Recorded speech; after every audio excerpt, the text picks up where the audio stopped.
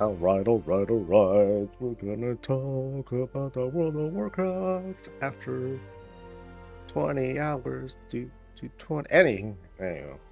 What is up, everyone? This is Coffee with Soul. I'm your host. We're going to drink coffee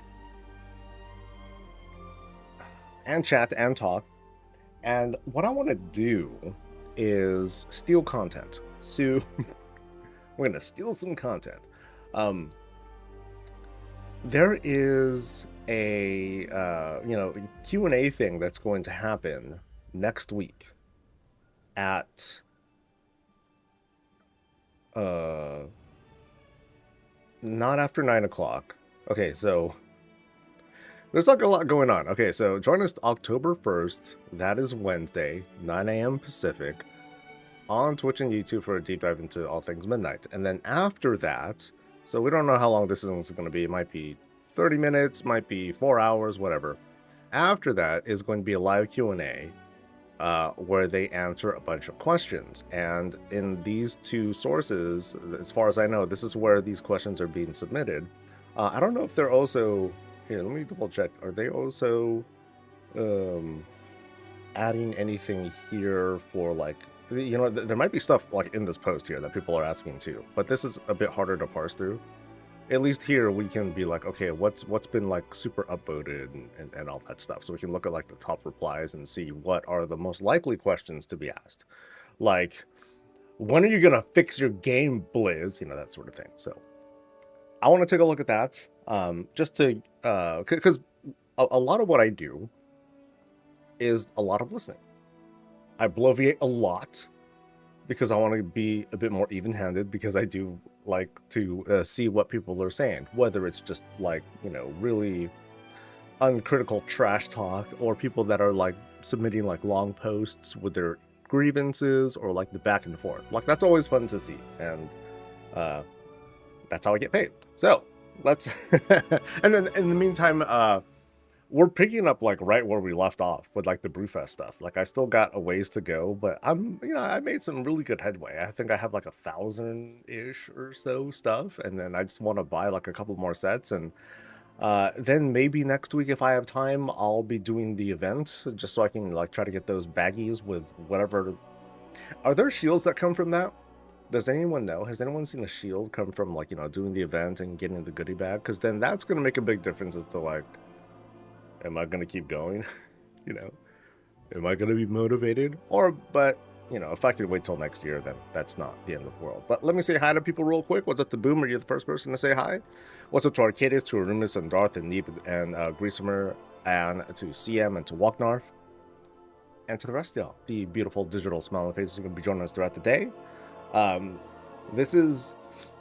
It's not going to be long until the hype until everything just starts happening. So next week is going to be like insane with Wednesday, with all that stuff going on, and then the week after that with the patch and like the baby turbo boost, the remix stuff. A few weeks later, turbo boost like gets all cracked up. Remix enters another phase. It's gonna be a lot. I think it's gonna be kind of cool, and I can't wait. What's up to Mashutski? What's up to Bloody Gore? I hope you guys are doing well. I hope your loots have been merry so far. And this is my first time looking at this thread, because I wanted to like let it like simmer and cook for a little bit before I take a look at what it is that the people want. But I'll probably want to take a look at like some of the what's new stuff that's coming in too, because that might be interesting. I'm sure some of the new stuff, I'm sure that's going to be like, okay, is the game going to get good? Like, hello, are you going to bring back Sylvanas? Because oh my god, she's been gone for like over an expansion, 2 expansions even, and I think it's time, Blizz.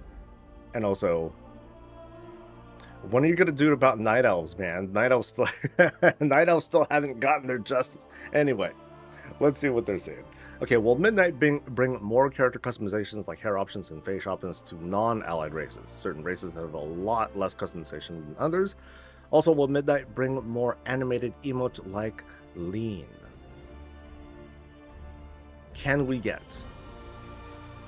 I was talking about this yesterday, and it kind of sucks when we ask questions in a certain way, and they will be like, even a subject like this. I guess a subject like this is something that they'll be like, we're always talking about things, we're always thinking up new ideas. We don't have anything planned right now, but blah blah blah.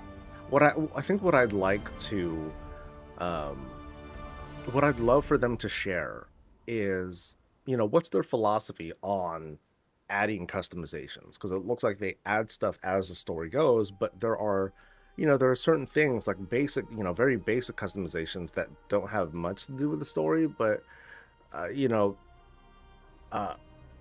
just time is a factor too.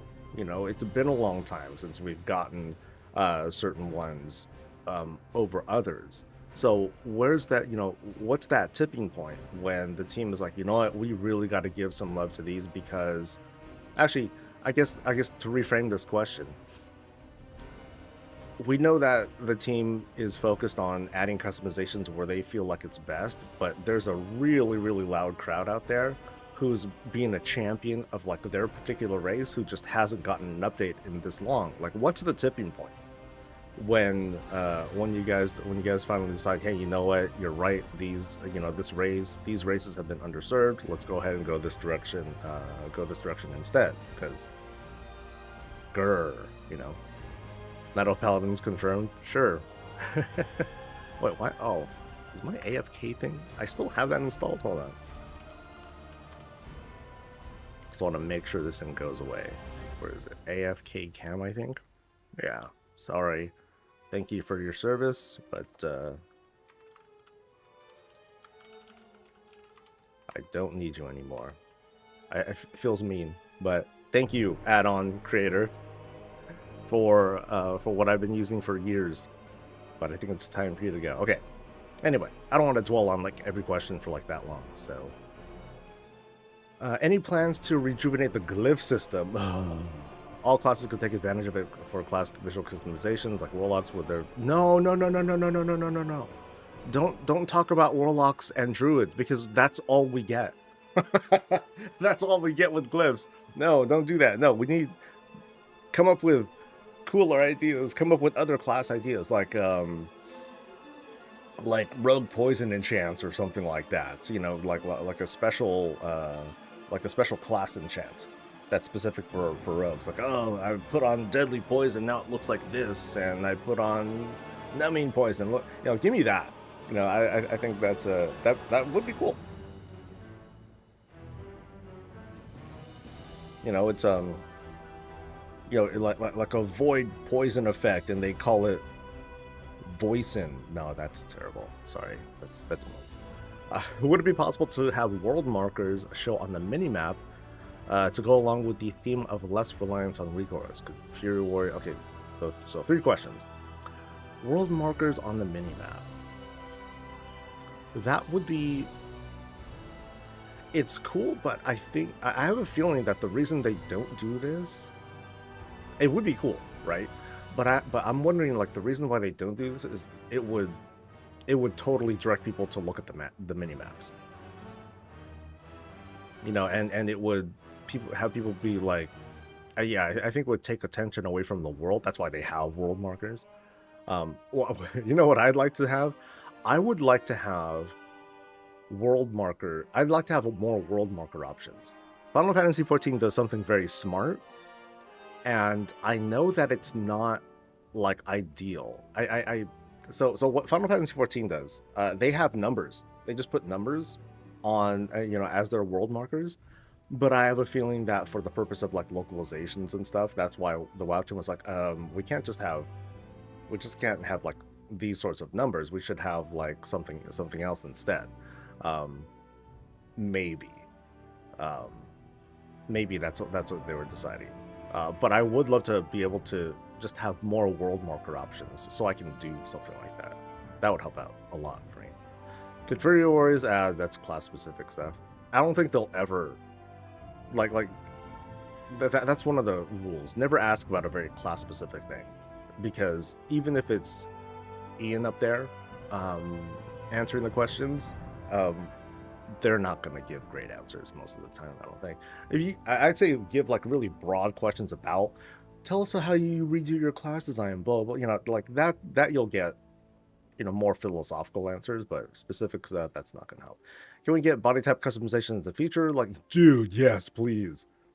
Fuck yeah. I've been a big champion of like, yo, humans are humans, right? Cool Tyran human shape, Stormwind human shape, this little skinny dudes. Like, give us those sorts of options. It feels like that's such an easy win for people who want to represent the way they want to, or they just want to fall into that fantasy. Like, hey, if it turns out that people will end up rolling like 90% of Cool Terran, like use like the Stormwind human shape, if that's what they do, that's what they want. Fuck it, just let people do what they want. Base character customization, another one. Okay, will we ever get another texture update for older races? We look bad compared to Earth, and their hairstyles are especially outdated. What's the least updated race right now? Is it Pandaren? I think they're the ones that are like next in line, or at least they should be, right? Two things that I'm interested in are the new mount collection achievements and how they made progress with getting their characters to wear hats and still have hair. I don't know how to do. Yeah, I wonder how they would pull that off, because they would need to like recode hair and how behavior and all that stuff. Like that's it's a solvable thing that I think they should do, but yeah, I wonder how they'll end up going about it. Let's see. Next stuff. Okay, can we expect reputations from expansions prior to that's a lame one. Eventually, that's yeah. Will we get to see our alts walking out or sitting in a chair in our house? If so, will they be restricted to the 4-man campsites? I wonder if they're going to keep going with the login screen stuff. I hope so, because I mean they did something new for. Dude, okay, I'm gonna reload the client. Apparently, it's still stubbornly there. Yeah, I'm hoping that they keep going with campsites. It would be really cool if you can have if you could have your house as well. That would be sick.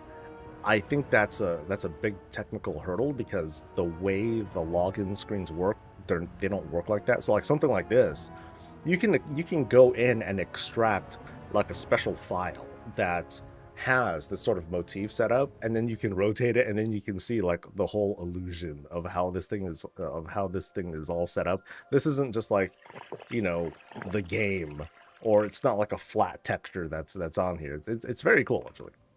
But it'd be really cool if they did it for the house. So you said it first. Yes, Nephilo is the first person on the planet to say it. You 100% get all the credit. I'm cool with that.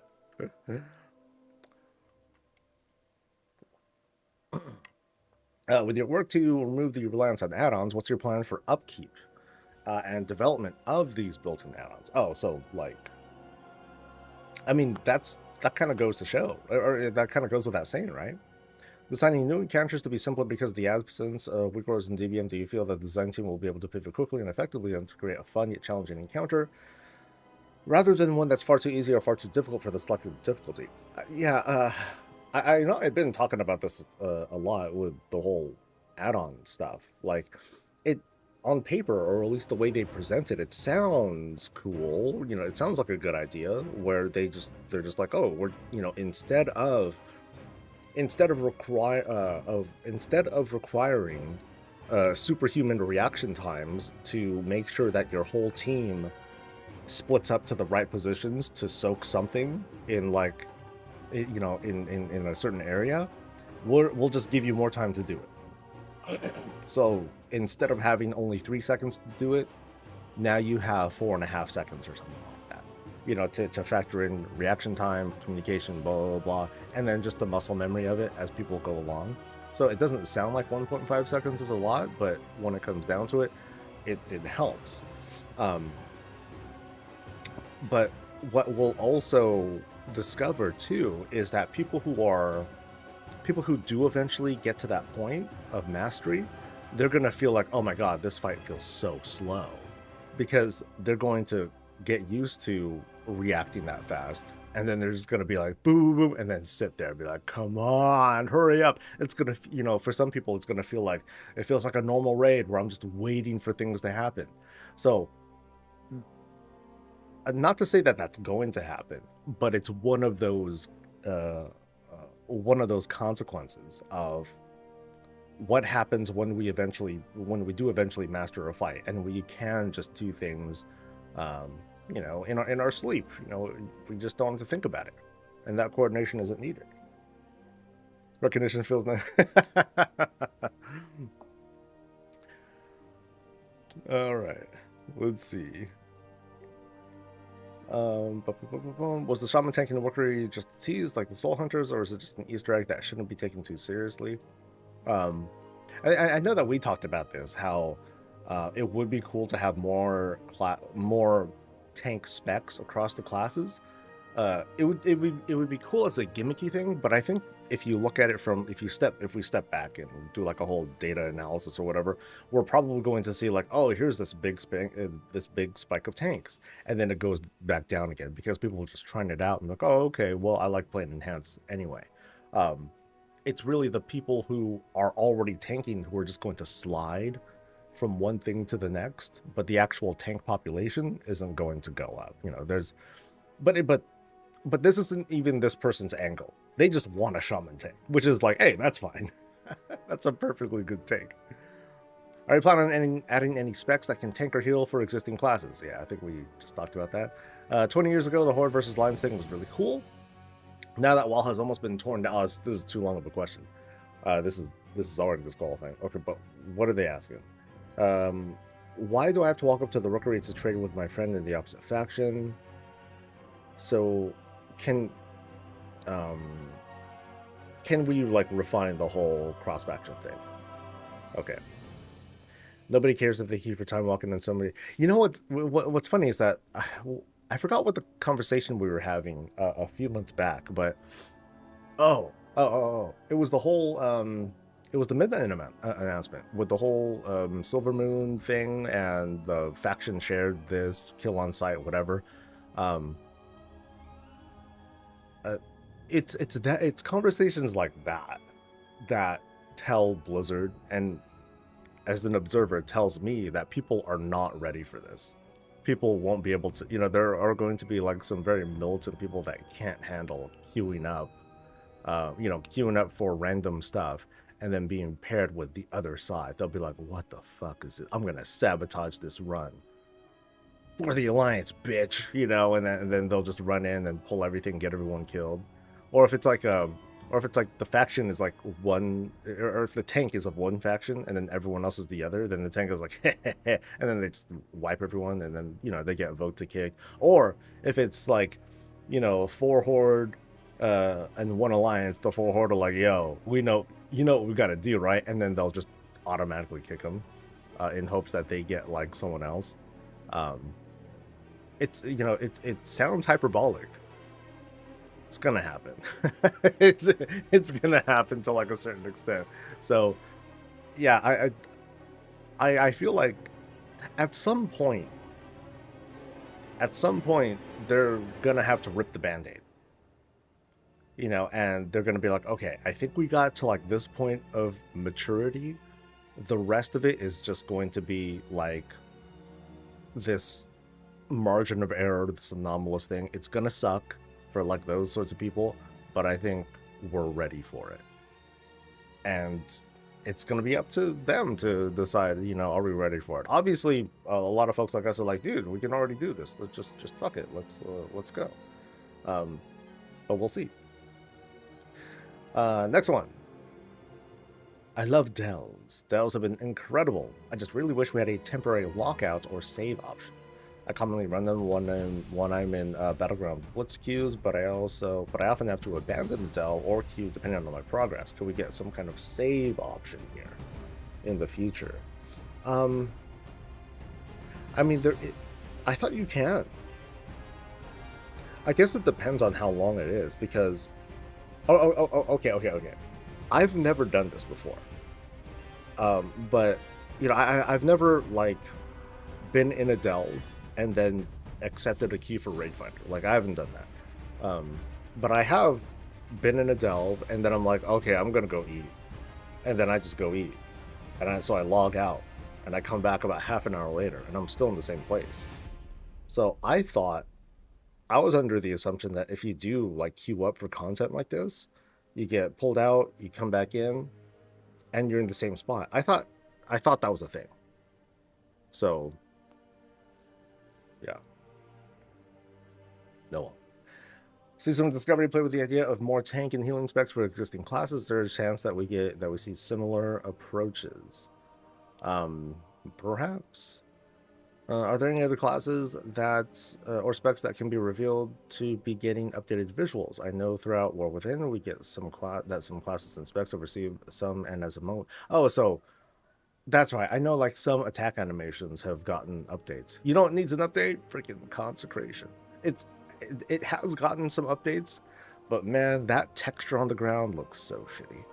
It's the worst, man. Will we ever get proper transmog for Draclear? Hopefully. I'm surprised this one isn't higher. Yeah. Any news on a model refresh for Pandoran? Yeah, because they're next in line for sure. In War Within, we saw some account-wide profession with fishing and the angler thread. Is there any possibility to expand more warbound professions such as cooking and fishing, as these serve little benefit leveling on more than one character? What about a warband bonus when these are maxed? You know, I think with secondary professions, yeah, that'd be cool. Because how many people, you know, is there a benefit really to having multiple cooks? It's not like they have like a cooldown or anything, right? Is there a benefit to having multiple fisher people? Fisher people. I'm trying to be politically correct here. I don't believe so. So I think the reason why it's not a thing is because you're technically leaving the instance when you join a queue rather than logging out. You're still technically in the instance. Okay, that could be a good distinction. Okay. Sure, make Consecration more complex to render. With all the paladins on array, GPUs will explode. That's true.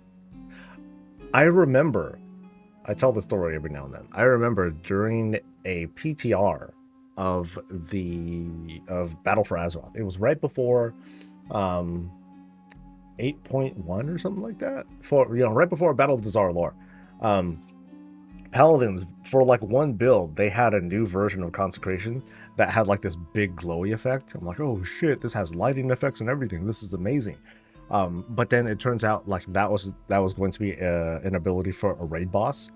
It was like the first boss, and who does like this big giant Consecration looking thing. I'm like, fucking, they took it away. God damn it. I don't think it was ever meant for players, but like for that fleeting moment, we had a new animation, and it was kind of cool. It was kind of cool. Yeah, I think I would like to see like account-wide secondary professions. That would feel good. Will we get more class combos? Eventually, yeah. Are any of the current tier sets from Season 3 of Dub being baked into Talents or Apex? You know, this is a big question that I have. You know, I'm wondering if the tier sets, if the bonuses are going to be kind of like, if they'll inspire what comes in for the new hero talents. Because I happen to like what I got, but I know that at least between the tanking specs, the 2 and 4 set bonus, it's just designed to be free DPS. That's it. And it's a pretty even contribution across the board. It just has a cool different flavor to it, which is nice, but it's not something that like makes that particular tank super unique. So, oh well. But as for the DPS ones, I can't really speak to it, so what do I know? Is there any chance you can give an update on Rogu? It's Rogue's class stuff. With the increase in support of solo and single player content in WoW, what's next upcoming for solo players like myself? The Prey system.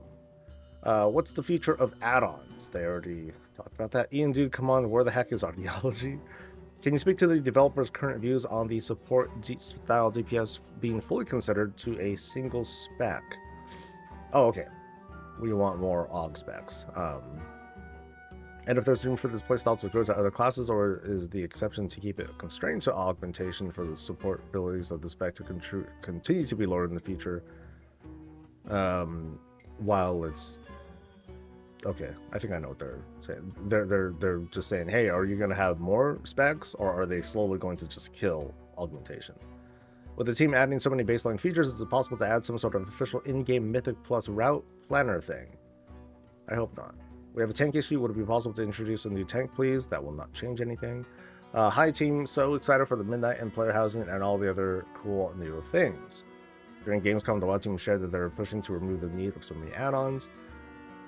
A few questions here. Will this eventually include the RP add-ons that allow users to create a profile? No. Years ago, when I played Ultima Online, character profiles were a standard. It's a great way to... That's not a question. Okay, so this is the question. Okay, and then this is the setup. Here's the question. Okay.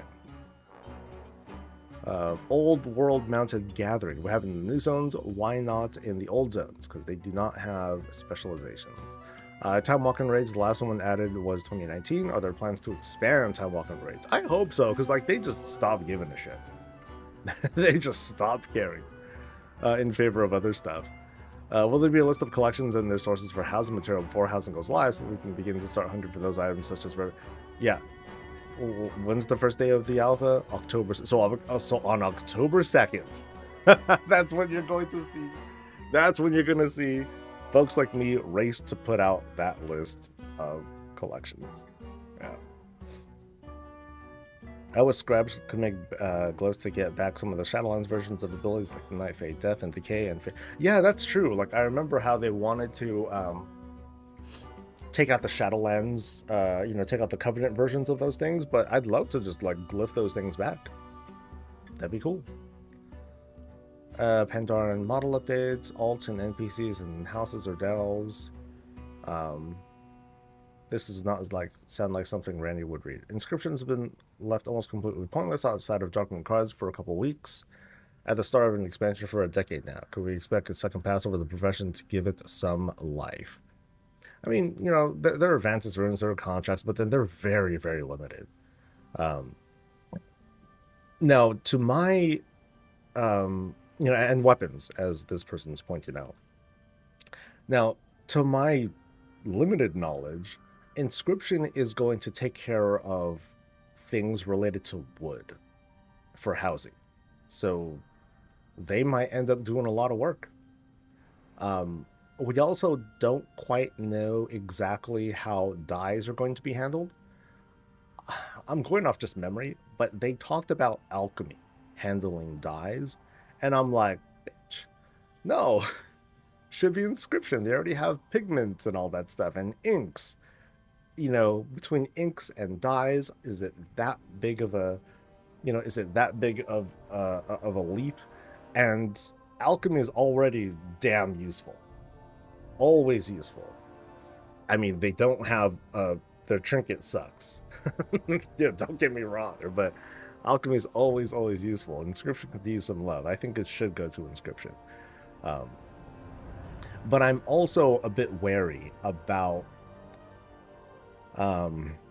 all housing consumables, all housing dyes to be managed by one profession. That makes me, that kind of gives me pause, because there's a lot of ink, or I'm sorry, there are a lot of different kinds of dyes. And for one profession to have full dominion over it, I'm like, but of course, alchemy is like the consumable profession. Yeah, so just thinking of the conversations have about that. Can we expect more Horde stories through Midnights? Probably. When was the last time Ian had a good night? Well, okay, I think we're getting, bottom of the barrel kind of stuff. Will we have more Blood Elf customization options in Midnights? I hope so. Rogue stuff. Another rogue thing. How's the view of the team regarding the tier set for each hero talent? Are we getting more of that? Will the house have a garden? Is there any chance we'll see a PvP renown track? I mean, I know people have been a fan of that, but also people did not like that because they're like, okay, I really don't care about getting, this conquest chest when I already got it already. But, I think they'll just need some new ideas. Oh, here's finally a good one. Can you improve the guild system? It's the backbone of pretty much most of the social interaction in game. Yeah, please. Will we see legacy reps? Will blood elves, archaeology, tank healer shortage? So there's certain subjects that are more popular than others. Maybe I'll talk about that in the weekly. Like, hey guys, I went through the questions. Here's what people are mostly asking about. Can we get a pledge from Blizzard's not using? I think they already do pledge for that.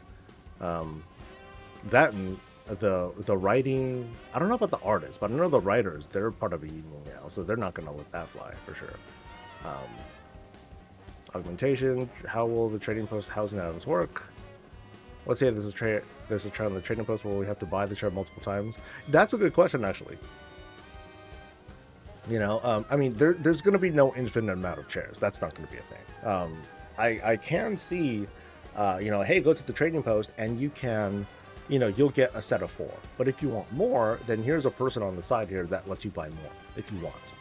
Yeah. So that's how I would, if I wanted to make a quick and dirty solution for that, that would be it. So consider, and I think that's what we're seeing across the board for housing items. So if you complete a quest, and that quest happens to give you a cabinet. Yay, a cabinet. I want 5 of them. So it's not like I'm going to have to reroll a character and do that quest 5 times. It's going to be like, okay, you do it once, and then an NPC will let you buy more of them. Because now it's unlocked. That's it. So I think that's a easy, like I said, easy solution for it. Race customization, character customization. Can I choose color for my transmog? Beyond just furniture, how do you plan on revitalizing professions? Revitalizing profession. Yeah, right. Actually, no, I should read this question. Crash saw relatively low innovations in War Within Professions, and many patches just add 5 more recipes. Concentration dependent mounts, toys, or transmog would be a fun new objective to work towards. If it was just concentration, I keep thinking of the damn paladin ability. Concentration. I would like to see more stuff. There are so many different toys and fun things that are put into rep vendors and random drops and stuff, and that's cool. But I think that there could be some peeling away. They could peel some of that away, give it to professions, put the player, let the player economy get involved with that sort of stuff. Easy. Any other class aspects being considered? Tank, shaman, rework, rogues. When it's another rogue one. We see an option implemented to change the name of game accounts. Okay. Please give all the playable anthro races the same swappable snoots. So the beast races, I guess. Any plans to rework the reward structure of PvP? Mount achievements. I mean, like, I know someone in chat was asking this too. It's, eventually. And I hope that they add the milestone and be like, okay, cool, this is how you'll get like a special thing for like your outdoor stable or something like that. Will the prey system make all mobs in the target zone? No. Are there plans to bring heroic world tier? Doesn't sound like it. Are there any plans to adjust the lower range of the dungeon experience? Specifically, is Blizzard happy with how players are engaging with normal, heroic, mythic, and level plus dungeons? Have you considered making non-time dungeons more challenging, even bringing Mythic Zero? I mean, they already have, what's the name? Tazavesh. That's there. And I don't see people really talking about that at all. So... okay, same question. Heroic tier. I'm like skipping stuff that seem like, repeats already. Shaman tank. So, a lot of the same stuff. Dray Knight Demon Hunters. I think we talked about that a little bit yesterday too. Alright, so let's see what the WoW forums say. Because I'm sure they have many things. And then sort by top replies. Yeah, so we'll go with that in just a bit. Let me read chat. Oh, you can glyph them back. Okay, you just buy them from the vendor. Okay, that's cool. Doesn't Alchemy already have a dye pattern from like back in Classic? But I mean, it's different from housing dyes, I guess. Haven't been any new rewards added to PvP levels since they put the system out. I think a more dynamic PvP level system would be nice. Subtease talks about it a little bit. It would be nice. Like, recently we got the Raid of Renown track, which is cool. You know, give some cosmetics, give some boosts. I don't think those sorts of things would land well if applied to like dungeons and PvP. It depends on what it is, and it would just need to be mostly like, hey, get more cosmetic rewards and stuff. So I think like they added it in at some point, like Shadowlands, BFA, something like that. They added it in and then they just forgot about it. So I think they should add some more stuff to it. But it's also not unlike the mount achievement. You know, hey, can we get more mounts and blah blah blah. So when they actually do it, there's going to be a certain number of people who are like, boom, they automatically get it because they already busted the milestone, and then they'll just want more. Meanwhile, other people who are like, who just dabble in it, they're like, oh, okay, cool, there's some more rewards that are added way to that end of the track. And PvP levels are much harder to gain than you know, because that's very specific content that you're running for that. Maybe other professions can contribute to dyes, and inscriptionists can make them. I just want to point out that I canonized scribe. I put it in that script for the 11.2 video, and I'm like, I'm gonna say scribes, and they will. I refuse to accept a correction, and they never corrected me. So, scribes is now the official vernacular. No, I'm just messing. I just give people a hard time whenever I see like different words for scribes. Oh, you know, I didn't see that at all being asked. Nothing about heirlooms. So Reddit clearly hates heirlooms. They're anti-player. Okay. Boom. Okay, so this should be sorted by top stuff. Okay, well, outdoor housing. How will outdoor housing plots work? If I want a certain plot and it's taken, do I have the option to try another instance? Yes. Yeah. Now, my question is, I know that the team said, if you have a guild and it happens to have 1,000 people, all 1,000 people can inhabit the same neighborhood through phasing and stuff. But I have a very specific case question to ask.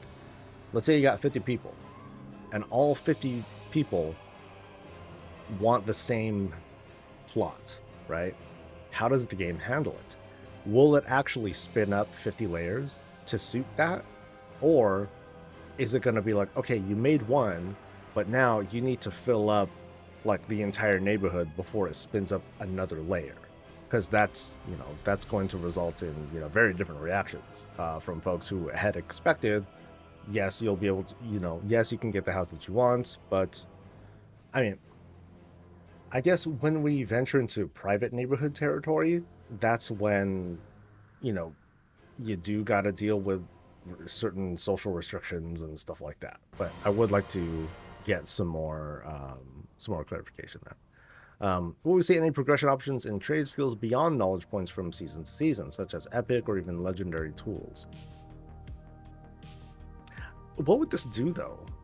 Or like, what would be the function? Because day one of an expansion, okay, not day one of the expansion, but let's say right now, if I make a new character, I can master something right away. You know, and I'll be able to, you know, I might need some concentration or whatever, but I can effectively make rank 3 stuff of whatever it is that I super hard focus on. But if I'm just starting an expansion, and then eventually there's like a legendary tool, what would that, I guess, what purpose would that serve? Because by the time I get to, by the time I get the opportunity to make these tools, like what would they do? Really? Yeah. But I guess the broader question is, can we just get more stuff to make? Because they did it for Dragonflight, and it worked out in the sense that I made a lot of money. I made a lot of money. because there were new items there were new reagents to collect, and there were new items to make, which meant a lot of money, because it's like, oh, here's a new best in slot thing. Okay, cool. I want to make this. I'm going to replace my thing with this. And then some people were like, no, I'm not going to replace it. I'm just going to use the same gear that I have because these embellishments kind of suck. I have a feeling that overall they weren't happy with that approach, and they tried it out and at least with War Within, they're trying out, well, what if we just introduce nothing? what if we just do nothing? And it kind of sucks, but it also still worked out. We could still make stuff. So I would like to, what I want to see, I've been talking about this. I want to be able to do certain content and then get a special reagent, like it's like the client would have to do this. The crafter can't provide it, where they can make like cosmetic sets. They can make an ensemble. They can make an arsenal of weapons or whatnot. I think that'd be cool. Now that's restricted to just like gear and stuff. Like what would other professions make? I don't know, but I think it'd be neat. The reward system that's cosmetic and not power tied is ideal for PvP. Raid Renown was added to keep the raid current throughout the whole season length. I mean, if we're comparing content, I'd say raids are the most stagnant out of everything, because you have the one lockout that you have per difficulty. The raids are the same, so they need to spice that up. PvP is always different. PvP is hugely dynamic. Like the goals are the same, the players are not, and you got to deal with a lot of that. So I do think that they should add some more stuff for sure. And so we should just keep talking about these things, even if it sounds like I'm like pushing back on stuff. Come up with some new ideas. My most pressing question is, when is and how many mount achievements? We already know that one.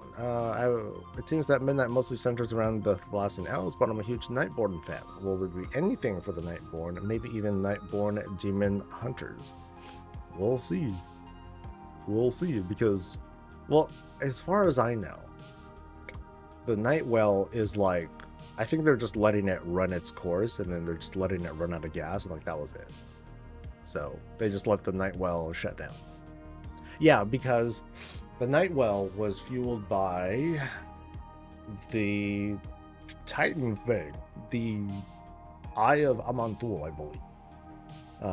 And by removing that, there goes like the power source for the Nightwell, and so I think it eventually just shut down. So I guess would the Nightborn be a target for Xal'atath? I don't think so, because there's nothing there.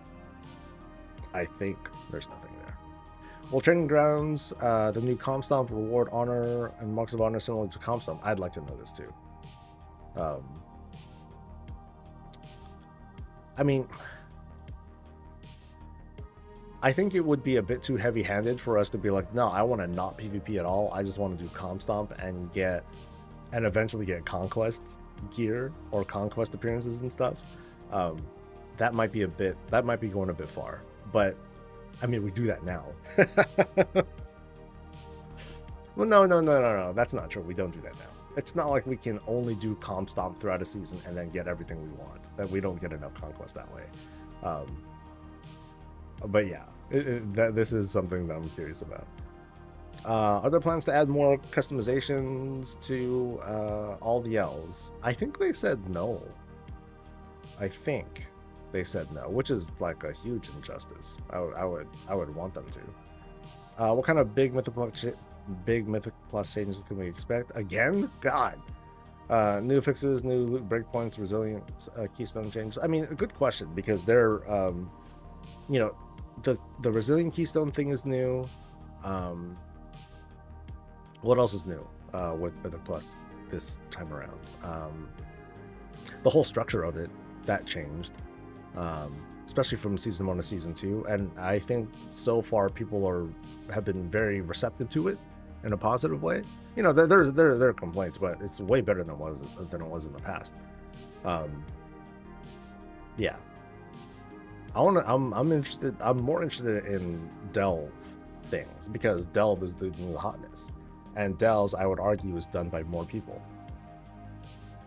Yeah, because screw them dungeon people. They get plenty of love, right?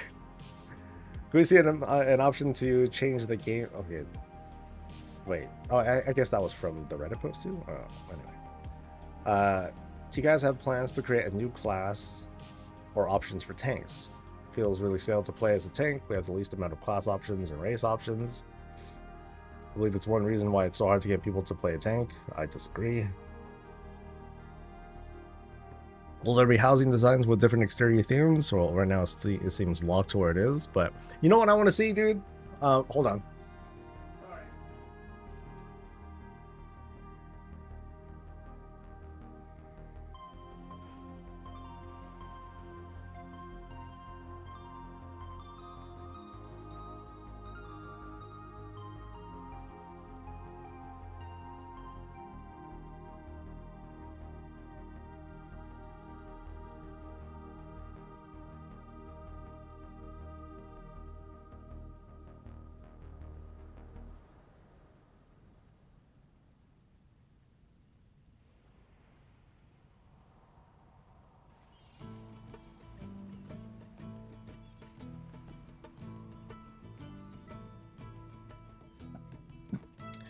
You know what I want to see, dude? I forgot now. Damn. Okay, so what was I? Housing. Housing roadmap. That's what I want to see. I would love for them to be a little bit more transparent and be like, okay, so here's what's coming at launch. You know, and we know that players have infinite wants. You know, they're going to come out with a lot of stuff, right? But then players want, you know, that much stuff eventually. So I feel like it would be beneficial for them to not tease people too much and just be like, hey, you know, here's what we have planned over the next year or so. You know, like, hey, we plan on like bringing in this thing or whatnot. I think that would help because otherwise people are going to get like teased or like or give us a preview of the endeavors that are coming at launch. I'd like to see that. Where are the squats? No squats. Not yet. Yeah. I would want to see what endeavors are coming with launch, and then what's ahead too. You know, maybe they don't have an announce date, but they'll at least talk about what's in the works during the expansion. That'd be cool. Will existing add-ons like DBM player and details break with the incoming changes and to what add-ons? So eventually. I currently have both an NA and EU account, so I can play with friends on both regions. That's a far off question. When are you going to fix Drakthir voice lines? What's wrong with Drakthir voice lines? I don't know. Are guild permissions going to see updates in isn't this Thalia? They needed separate yeah, I would like to see. I don't want an update. I want an overhaul. I want them to like break the system and rebuild into like something cooler. Will Heronite be unlockable in the 3-day early access week 1 of the expansion? I remember Earthen were not. I'm pretty sure I heard that Heronite are going to be in unlock, just like the Earthen. Any plans at Midnight to give specs that are underplayed in Raid more of a niche for them to see more play, or look at niche balance as a whole across the spectrum in a given class like a Frost Mage? Not quite sure what this means.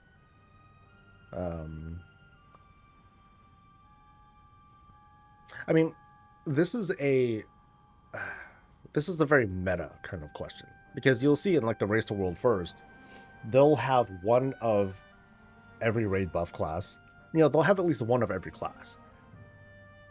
And then whichever class is more strong, they'll stack the rest, right? That's basically how it goes. But to say that specs are underplayed, like at what? I'm curious, like, is it just mythic level where you really see that kind of thing happen? Or do people just not give too much of a shit? But I guess this is also a Mythic Plus question. Someone had pointed out, I think here in chat, that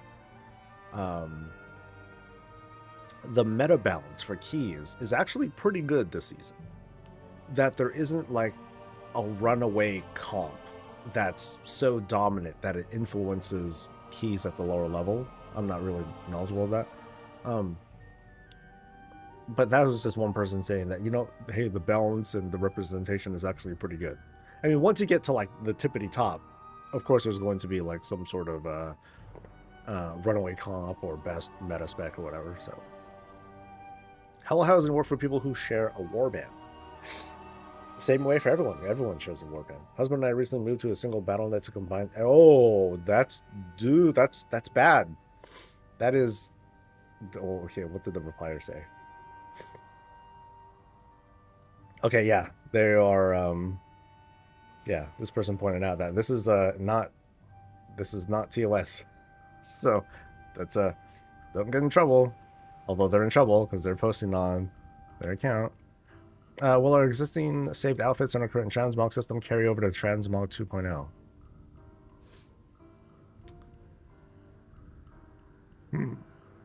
I wonder how that conversion process will work. Because I mean, like we have these outfits that we can save. I don't see why not. Like maybe they'll just have it as a legacy thing. But I don't see them giving us like, oh, here's like some free sets that you'll be able to have right away. Oh, that would be annoying. I mean, it'd be cool because it'll give me a chance to save some gold, but then I'll also be annoyed if I can like, take these outfits and have them be converted and saved into like whatever. Yeah, I think this should stay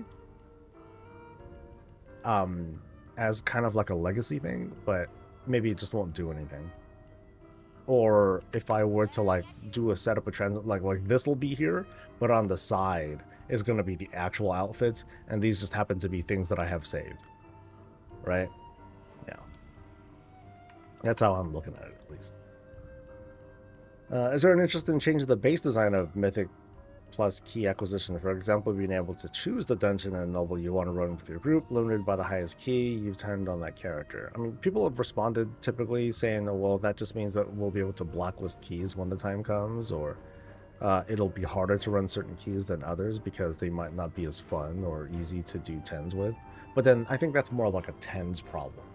People who are doing higher keys, they're going to be doing every key anyway. Would it be possible to see the ability to move entire warbands up and down? As it is now, characters can change places, but a warband is stuck in the first order it was created. Oh, okay, so... Oh, so they're talking about, like, the groups, I think. That'd be cool. I think I'd like that. How are the guild neighborhoods going to work with cross-faction in mind? They just work, except for the external housing. My question stems mostly from a feature in Final Fantasy XIV. Are there any plans to safeguard players who pay other players gold to decorate their house for them? In 14, the system exists through the role assignment of a tenant and trading their version of gold called Gil. Players who are uncreative tend to give Gil in exchange for them to interior design for them. Several players who have given suggestions on the forums for this, but I'd like to know how Blizzard plans to handle it. I mean, we don't have the... once we get the scope of like, hey, can other people edit the house for us? That's going to be a thing. But I'm also wondering, like, if they're going to only allow very limited stuff, but at the same time, we're going to have those import-export options that they did say would be a thing, according to like one stream. But I'd love to get details on that. Like, if I could, like, can I import an entire house? Even better, can I import a room? That'd be sick. It's like, hey, dude, here's like an L-shaped room that has all this stuff in it. Download this code or import this code, and boom, you get all that stuff, assuming that you have all the items. That would be sick. Is having one BattleNet but two wildcats which can be played at the same time, would make that not TOS because they can use at the same time technically? No, it's one BattleNet account per person. Straight up. You can only have one BattleNet account per person. If you have two people on the same Battle.net account, that's not okay. The exception would be if it's like a parent and their child, or a guardian and their child, because a child cannot have their own Battle.net account. So you would have a sub account for that person, and then when they become of age, that's when I'm pretty sure there are mechanisms with customer service that allow you to separate the account. However, I think that the other account will end up losing all of the collections that were made, and that account basically has to start over again, which really sucks.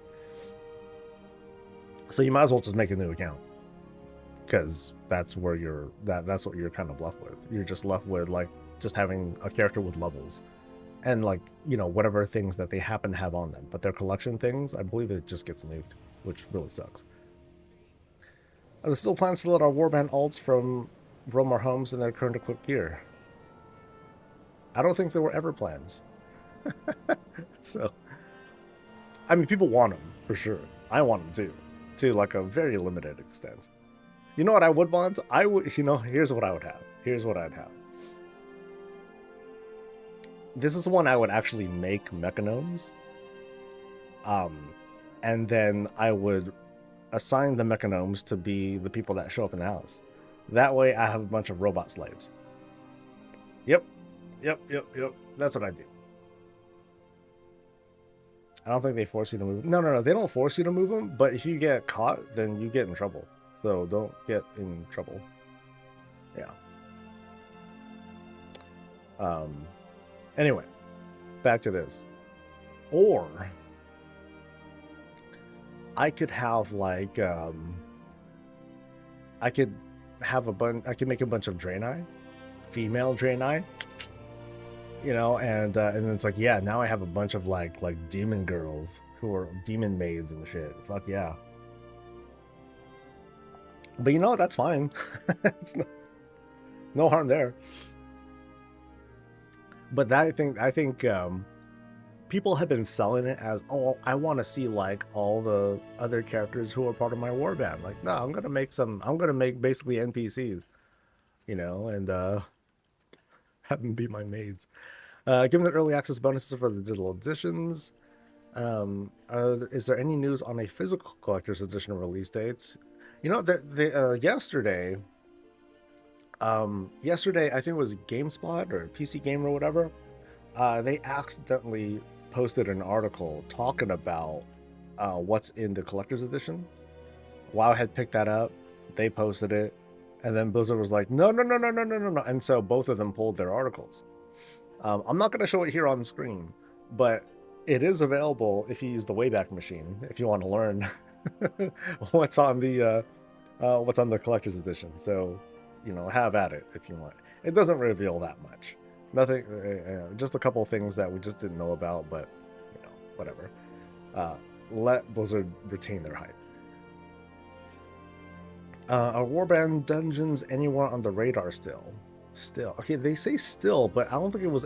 I've never heard of this. Yeah. Oh, they mean assigning people in our warband to be the followers in follower dungeons. Okay. They heard the idea, but I don't think they've said anything about it. Can prey targets hunt you inside delves? That would be sick. Yo, I would like that. I'm pretty sure the answer is no. I think the prey system is designed specifically for, you know, to spice up the outdoors a little bit, but it'd be cool if it was a delve thing too. Yeah, I would like that. It's like, oh shit, the Nemesis is coming out, because you see like the big old AoE circle thing, and then while you're fighting the Nemesis, oh shit, it's the prey target, you know, and then you get just whomped on. I know as a tank, I'd be like, okay, cool, extra mobs, let's go. Any plans to make the delve portal room more functional? Many of us are keeping Dorne as our main hearth, which makes utilizing the ports kind of... I don't know what they mean here. You can port to Delver's HQ from the market... Oh, okay, the market portal room. Can we have a portal from Bran back to the Delve portal, even if it's tied to scene after questline or at a specific Delve level? Now, I doubt it. I'm pretty sure that there are going to continue to be bountiful delves in Khazalgar, but Tazavesh is going to be the facility that lets you go to those delves and not like new ones for midnight. That would be kind of clunky. Will the housing have a practical application like profession benches, portals, and so on? I would love to know that too. Hearth or portal spells for housing, I think that's a thing. Love the warbands, love the changes to banking. Wish we would see an overhaul of the guild system and organization. That's a big want for me too. Prey system in the warm world for even more rewards. Oh, that'd be hella funny. Because you would have two people hunting you. You know, the rogue and stealth, and then when you see someone fighting there, well, it depends too. Because the way that I understand it with the prey system, if you're fighting the prey thing in harder difficulties, then you're gonna get phased out. It's just like a one-on-one thing. And as far as I recall, no one else can interfere. So I'm pretty sure like you can't get ganked while you're engaging with your prey target. Probably. That would be hella funny though. You just go up as a rogue, stun at a critical moment.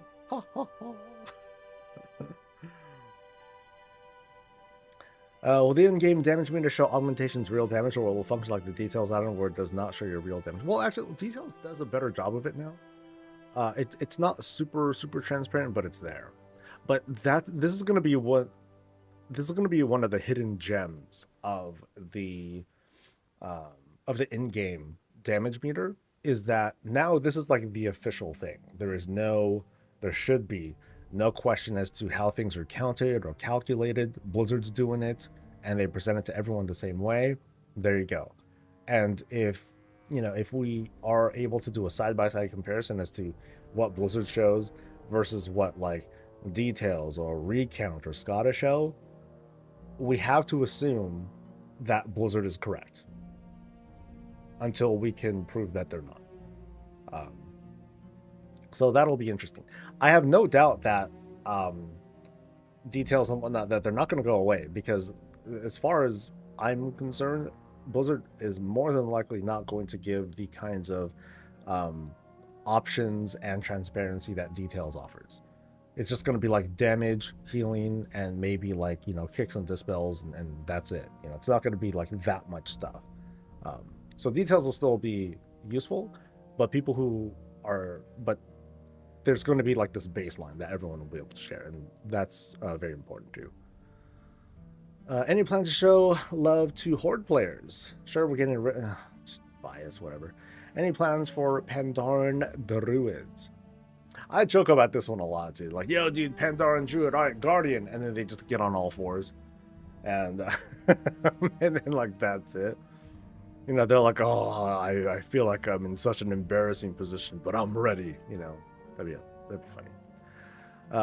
When will Shaman be unlocked for all races? Shaman tank, same thing. Regarding playable high L's, a good compromise would be specific racial for both Blood Elves and Void Elves, an idea that I don't know what they're saying. What are the plans regarding improvements to the default raid frames and the effort to reduce the need for add-ons? Raid frames are a major pain point for healers, where the default Blizzard frames are basically unusable without at least some external modification, and we've heard no news regarding them. I can't speak for healers, but I know, like, as raid lead, the one thing I don't like about the default frames is that if I mark my players as targets, unless it's changed, it doesn't show up on raid frames. Correct me if I'm wrong, because I might be wrong. But it doesn't show up on raid frames, and I needed to use an add-on to have it do that. Kind of sucks. I would like to see like their target marker, so I can know like Skull is theirs, and whoever. So it's nice that new BG maps are added for casual PvP after years of content jump. But are there any new honor level achievements? Yeah, I think someone here was asking about that too. Any plans to lessen transmog restrictions with the transmog update, especially with weapons, i.e. transmog a staff to a one-handed weapon or a dagger to sword? This has been an interesting one. Like, I wonder if it's like a technical reason why Blizzard hasn't gone around to do this. Because it's like, hey, why not? Right? I mean, maybe there's a slippery slope to it, but I don't care about that either. Because what if I just want to have, what if I want the single-minded fury look? Right? What if I just want to use one-handed swords as visuals, even though I'm still Titan gripping stuff, or vice versa? Like, why not? I don't know. For housing and professions, it was stated that professions through all expansions will be able to craft housing items. Will we be able to use this as a skill catch-up for past expansions? Like leatherworking could start with Wrath 1, and then... That's a good question. Now, I think some of the takeaways that folks like me have been saying was, yo, if you want to future-proof yourself or you want to prepare for housing, just level up all the skill things. But on the flip side, is there going to be a way to use housing? You know, where is housing on the leveling track for each era of profession, right? You know, are they going to just be at the tail end? So it's like a max level profession thing? Or is it going to be like, you know, as we go, and is it going to serve as a catch-up sort of thing? You know, I think those are good questions. Now, part of me thinks no, because depending on what it is that we can make, it also depends on what kind of reagents we're going to be using as well. So if these are going to be like difficult as fuck to obtain reagents to create these things for that one point, as opposed to just getting basic materials and then leveling up, you know, what's the difference going to be there? Maybe economically that will change over time as materials are more plentiful, but a lot to think about there. Will we be able to use Blood Elf structures in the Alliance zones due to Void Elves and High Elves being on the Alliance? That's another good question. Yeah. Are Void Elves going to have like unique structures all of a sudden? Or are they just going to be like reskins or something like that? Long-time players since... Well, then again, we are launching with humans, orcs, Blood Elves, Night Elves. Yeah. Yeah. Because they basically took the two title races, because you got to have orcs and humans, followed by the two most popular races, right? I mean, the truth is the most popular race is a paladin. Long-time player since 2005 wanted to ask if there will be I gotta clear the way, forums. Player from 2005 coming through. I know that's not what they mean, but I can't help but see this dude come in with that sort of energy. Hear ye, coming through, 3K player, you know, IO score, multi-rank 1 gladiator here. I have a mount question, like, get out of here. And then people are going to come in, well, I'm like a, you know, rep, and then they have like this, they have like the achievement for like 1,000 mounts or whatever. Check it out, check this out, bitch. It'd be like a cred fight. Anyway. No. Okay, so I wanted to ask if there will be structures to put in place to correct in-game issues faster, such as currently we have a Mythic Plus quest for the weekly and Halls of Atonement still doesn't count. How is that not fixed for day? Wait, so will there be structures put in place to correct in-game issues faster, like this bug? Setting was added to game to reduce other players to be seen. To reduce player spells to be seen. This currently does not address or make any difference. So, bugs? Yeah, just report bugs or whatever, dude. Random warband for new world boss at the start of the tier makes no sense when we're focused on gearing mains. I mostly play plate wares, but it's pointless getting a thing.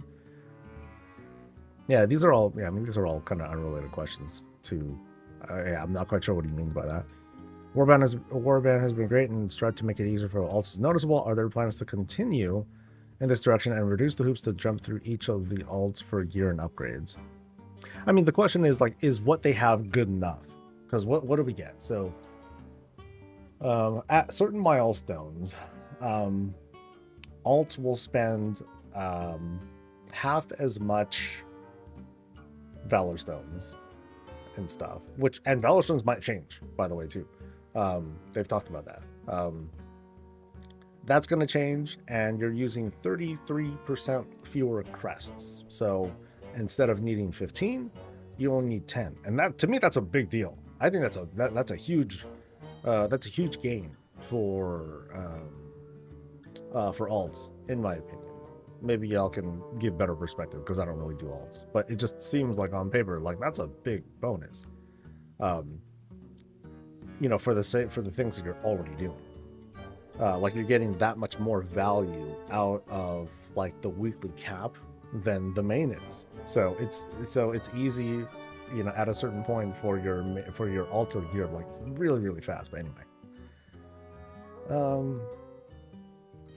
let's see. Since this is an expansion centered around Silvermoon, will Blood Elves get an update or more options in character creation? I don't think they are, but man, they should. It feels like a cop-out. What are Blizzard's plans surrounding the target cap? It's a warrior, right? It's a warrior. It's like, yo, warrior AoE sucks. Hook us up, man. I feel it. Given the imbalance with the Void Elves and a lot of hanging story threads with Suramar and Nightborn post-Legion, when can we see Nightborn and Demon Hunters added to the story? I don't know. Can you please have Blood Elves and Void Elves share hairstyles? I would love that. Like, Void Elves have like these emo kinds of hairstyles that I just can't get. It'd be cool to have. But then they also have like this, like the way that Void Elf hair looks, it always, I don't have the right words for this, but it always looks wet. It feels wet, like it's very wavy, it droops down, and I don't know, wet comes to mind, but part of me doesn't like it, but I think having more options is better. When it comes to housing, will there be a dedicated Hearthstone? I think so. Standing firm to no ties to progression or professions outside of crafting decor. We'll see. Ease of access to interior expansion options for all players, as in not tying more rooms to dungeons and raids. I think this has been more or less very strongly hinted at, the interior expansion options, as in higher budget and additional room styles, that those are going to be available with the leveling track, which is tied to endeavors, which is tied to all WoW content. So I think that person's concerns is not going to be like a big deal, I don't think. Greetings, I have a few questions from some of the playable race request Megathread communities on here, as well as one question for myself. So I'll have a few listed in my long posts.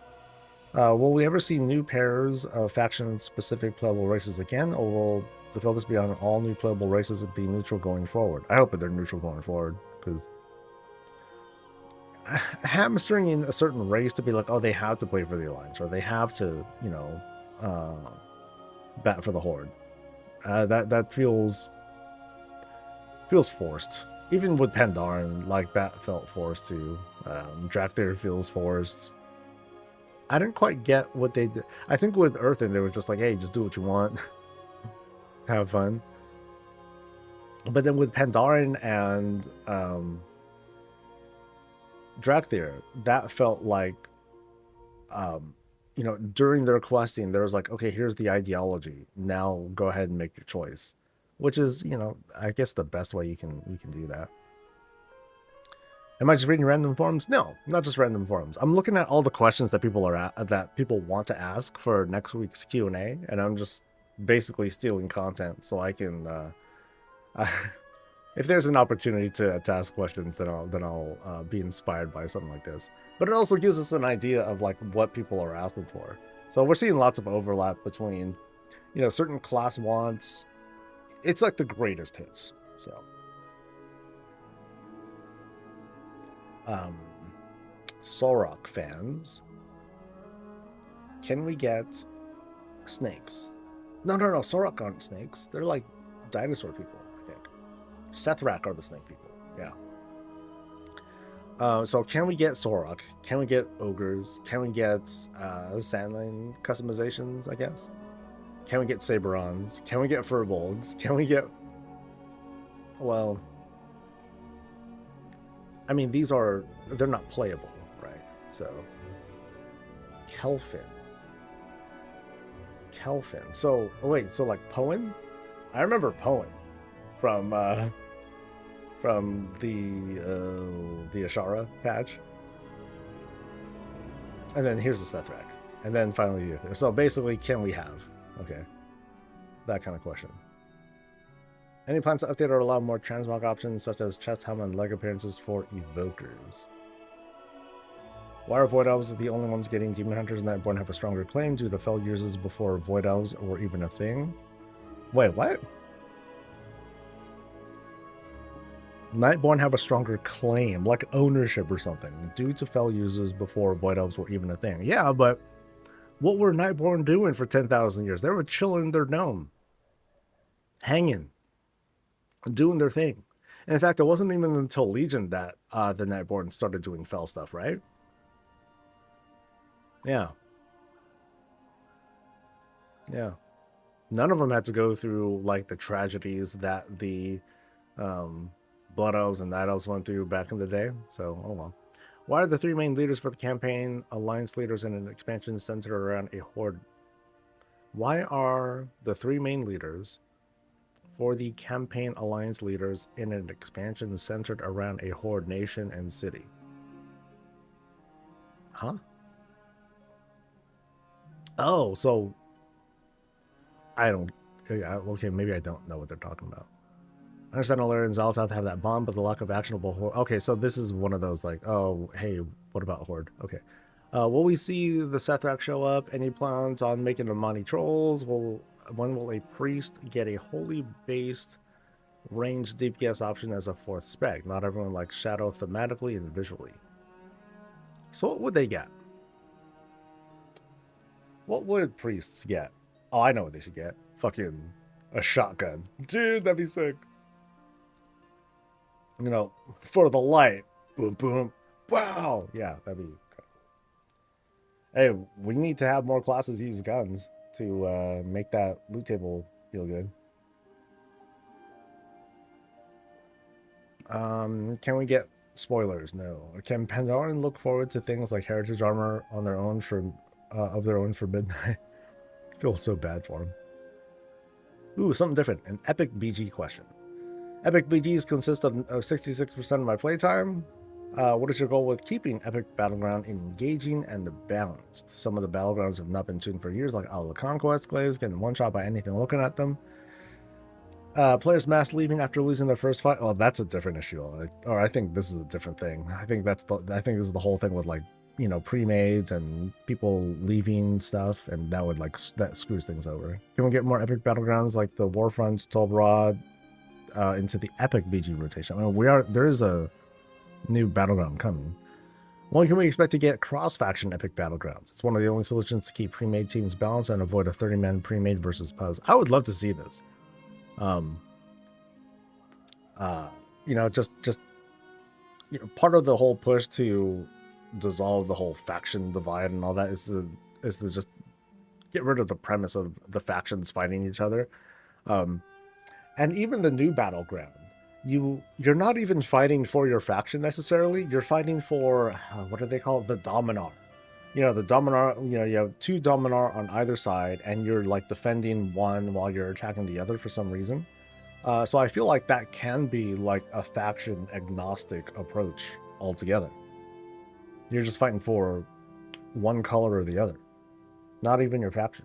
So I'd say they should, you know, if you queue up for that, you'll just happen to be on the same team as the other people. But then I'm sure, like I was saying earlier, with the whole faction, people would not be comfortable with the other faction in a lot of cases. It's not everyone, but it's enough people. Can we get a map update on all battlegrounds? Line of sight through the ground is getting old. We need modern battlegrounds with real objects that break line of sight. Simple question here, but what are the resources going to be called for the zones we're playing in? Eversong Woods and the Ghostlands typically already have Peace Bloom and other stuff. Oh, good question. But they're going to be new things. Yeah, so this tells me, this question hints to me that when the time comes and we want to make a new Blood Elf, we're going to end up in the old zone, not in the new one. Or, the original starting area, not the new one. Because otherwise, that would kind of like screw things up. If like a level 1 or a level 5 character can start farming up midnight materials, right? So, kind of weird. Any plans to overhaul PvP reward structure? If there are, then what can we expect? Caesar Renown Bar and all that. Yeah, hopefully these are things that'll be addressed in their big, in their deep dive redo. In the War Within, we saw major reward improvements in restructuring for Mythic Plus, which improved participation. Are the plans to look at the current reward structure for PvP? Oh, this is a big one. Okay, this one's gonna get asked for sure. 300 updates on that one. Yeah, that's big. Wait, why is it sorted like this? I thought I sorted by like the most upvoted stuff. This is clearly like. This is clear. Oh, and it's from a big, PvP person. Okay. Are the plans to address fundamental issues with healer mana regeneration? More specifically, the growing disconnect between the need to sit and drink and restore mana between encounters and the focus on time content, which results in groups rarely allowing combat to drop. Is this one of those questions where it's like the answer is, get good and all that? Or are there like legit problems even at like lower level dungeons and stuff where the healer has issues? I'm curious about that. What happens to the inaccessible zone? I'm sure it's gonna, I think they already said it's gonna still be there. Will we see customizations for current races expanded? Big ask. Will we see other older reputations made account wide eventually? Will Verisa and the Silver Covenant make a big appearance? I mean, it's elves. They gotta, right? More race class combos event? I hope so. Customizations. Okay, we're starting to see lots of overlap. I mean, we've been seeing overlap. I think we have a good idea of like, what's happening. Made up scenario. I'm kind of with you there. Like, you're talking about the whole mana thing, right? I think it's a get good kind of issue. I think maybe that person just needs to like rethink like how they're, maybe it's not even so much they need to get good, like their team just needs to get good and stop taking extra damage and all that. Like, yo, can you kick?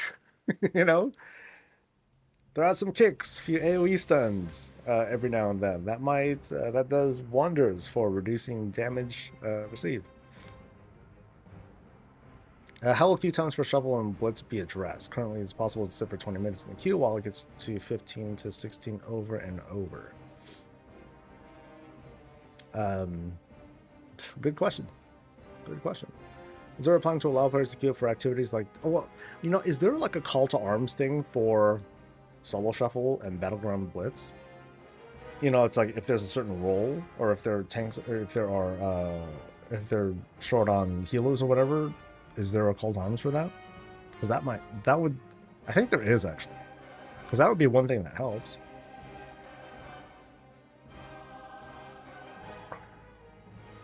Is there a plan to allow players to queue up for activities like dungeons and PvP while on a different character? Similar to how Wave 2 Storm worked, it would be very nice to be able to level up my mage and Hellfire Peninsula while having a Warlock and Shaman queued up for Reliance, Shuffle, and Blitz, and when a queue pops, it automatically logs me over to that character without having to sit in jungle or whatever. That'd be kind of cool. Yeah. Is there a draw? Would there be a drawback to that?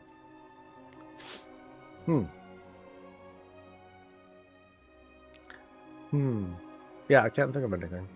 Except maybe like load time. If someone is on like a not so great computer and they know they have like long load times, it would kind of suck for that person to accept the queue and then they log out and log in to the other character when they might be running a bunch of add-ons, or they might just not have a great performing computer, which makes the start of that kind of awkward.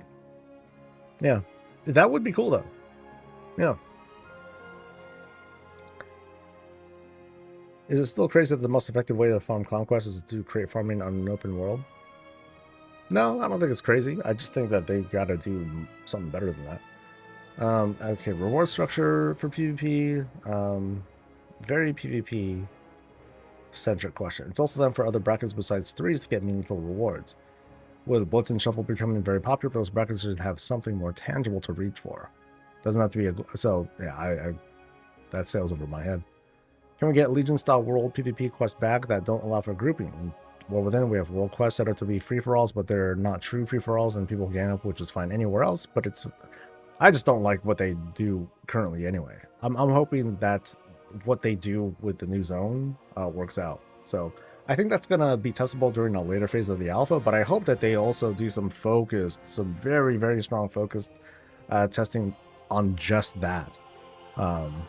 They need to have, during the beta especially, they need to have like a whole stress test where like nothing works but that to get everyone forced to like try those things out. Like that would help a lot. It would give people impressions of what's going on, and they would get like some better feedback, I think. Any plans to update old activities from prior expansions that require many players, like queuing for heroic war fronts? I hope so. Well, player housing allow for recreational areas. Think of like a community basketball court, but the WoW version, not sure what that would be. Maybe a garden and a dueling court. No, I want to be able to make my own freaking, underground fight club inside my house. For professions, when doing an NPC generated work order and getting a multi-craft prop, can those go to the player instead of being sent to the void? Can we get tips and explanations on how the map for each Blitz game works? It's frustrating to be in Eye of the Storm and have a rogue just waiting next to a locked base because he has no idea what's going on and think he's helping. It can be added to the loading screen or a PvP dungeon journal. That would be helpful, I guess. When can we expect the Pandaren and Drakthir Heritage Armors? Reverend Tusk Tribe. Will they ever roll? Playable Ogres, playable Furbolg. What factors determine when to receive a new playable race? Oh, well, that one's easy. The story goes there. That's it. When the story goes there, you probably get a race. I think that the Heronir, we're finally getting that. So, as opposed to having it during War Within, which people expected because, oh, what about the Rootlands? That's been a conversation. I've seen healers typing while already out of combat, let me drink, instead of just drinking as if they need permission to use their drink. Lol. No, I think that's an important, clear communicator, Linky, because if I've back in my day, way back during the before times, when I would just do dungeons, I would just pull, keep going, and sometimes I would just forget. I would not pay attention to the healer's mana, and they would be left kind of frustrated because they're like, yo, I'm like pretty much and I'll be like, most of the time I'll be like, I don't care. I can heal everyone else, it's no problem. But then sometimes I'll be like, oh shit, we're about to do a boss and I didn't even watch your mana. Fuck. So that's my fault too. That's just them trying to communicate that. That's fine. That's fine. They're just taking the extra precaution. That's all. I don't see any problem with over communicating that much, at least, because clearly that came from somewhere. That behavior of theirs, that didn't come from nowhere.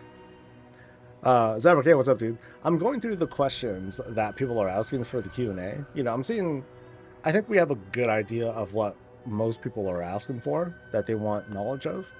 But it's also important, like, they're going to do a deep dive first. So I'm trying to remember the whole order of operations. So on October 1st, they're going to do a big reveal of what's happening. They're going to do a deep dive, and then they're going to do the live Q&A.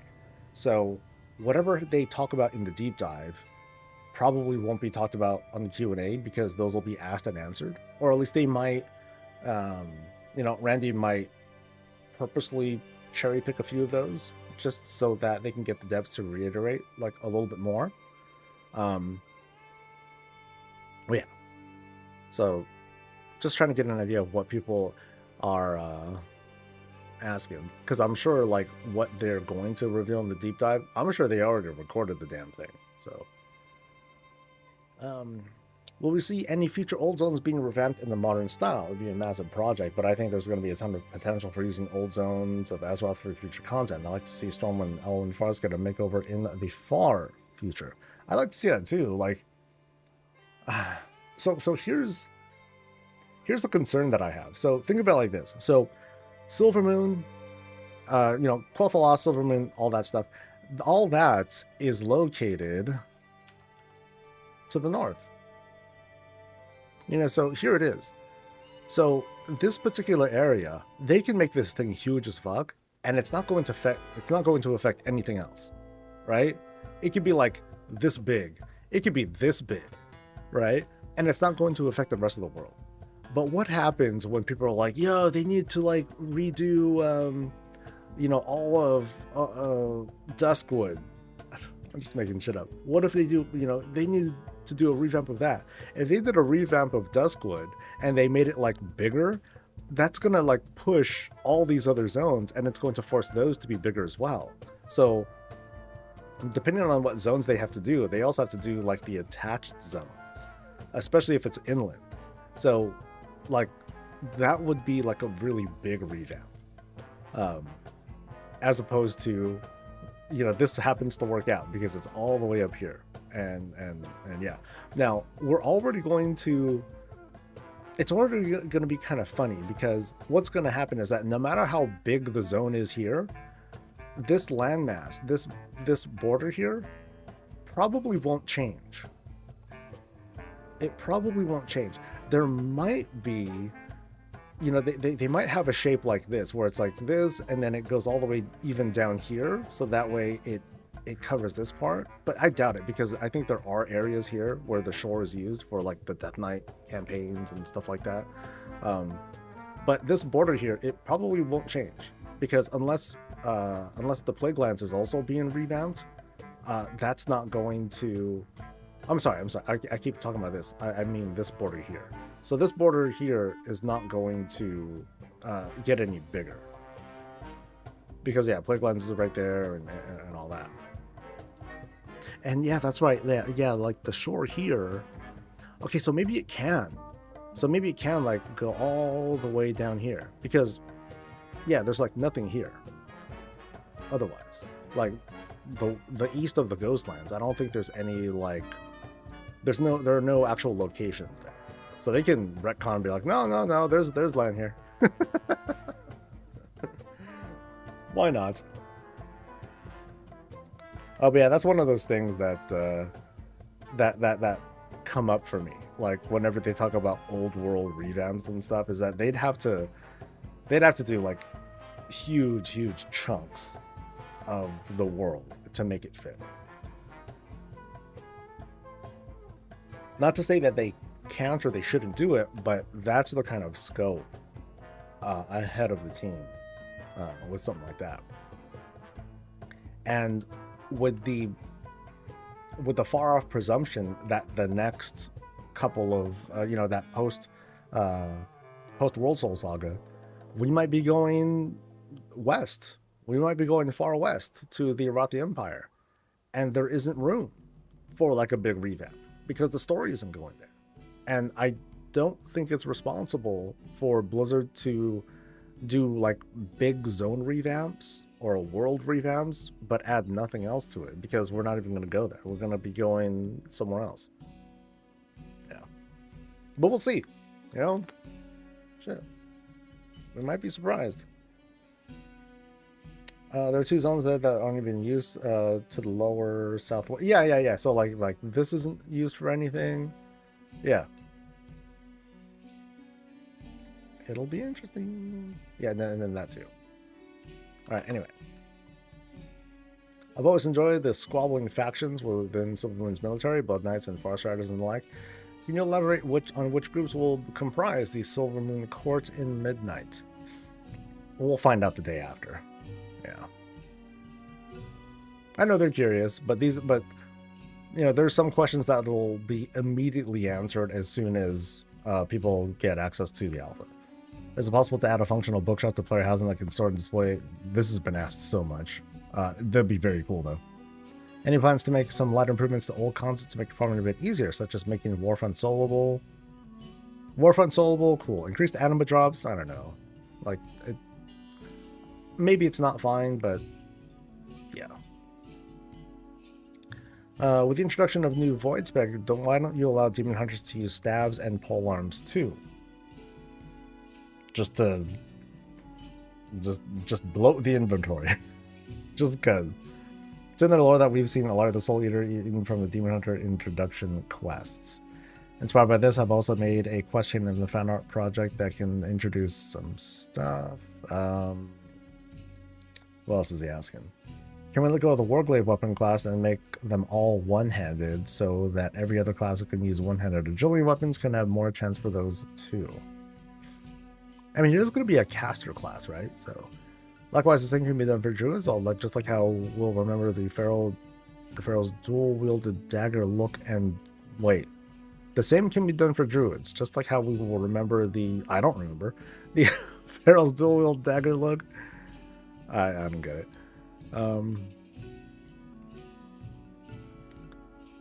Will more care be given to classes that are less popular instead of forcing people to? That's going to be a forever question.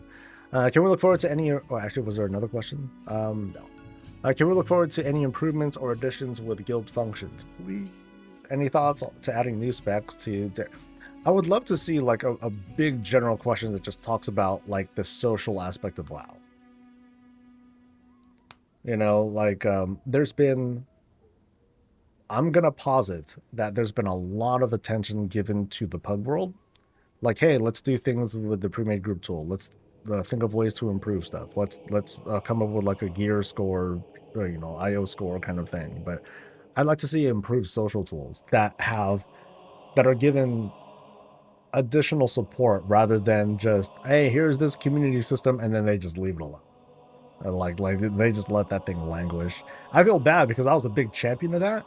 And then they put it in, and I was like, yeah, let's do it. But then it just didn't have the features that we wanted, and they didn't touch it afterwards, and that sucked. The Pharaoh artifact weapon was dual daggers. Okay.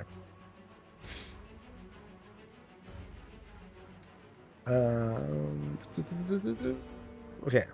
Will delves have an even greater variety than in the world within? Perhaps a randomized puzzle to solve, a race, or a whole new set of abilities, something besides just killing more enemies the same way you do it everywhere else. Good question. Having some puzzly things might help, but I guess in a world of repeatable content, having a puzzle would get old really fast. Like, yeah, it reminds me of that. You know how in Delves there's that one puzzle with like the pipes and stuff, but then it's just like right now at least it's just like one click and then it's solved. They just like totally obliterated any variety with that particular puzzle, which I find weird. But at the same time, I know that introducing some variety like that would be like frustrating too. They'll be like, oh, I gotta go through this stupid puzzle room, and it's different every time. But even then, people will get used to it after a while, and then they'll make a Wikora because it's like, okay, there's 11 different permutations of this puzzle. And depending on the permutation, as soon as you do a couple things, the Wikora will identify what it is and then tell you which one it is and then exactly how to solve it, and then there you go. Not to say that should kill their motivation of doing it, but I have a feeling that's part of it. Our narrative seeds being planted in the old Soul Saga that will sprout after it's over, or will everything we experience being concluded at its end?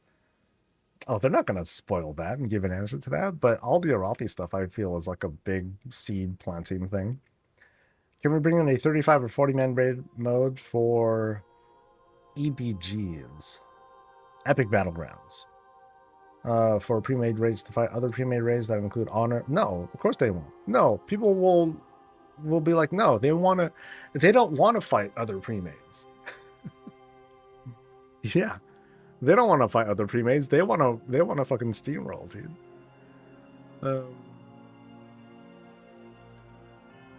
Make me do 20 bejeweled puzzles.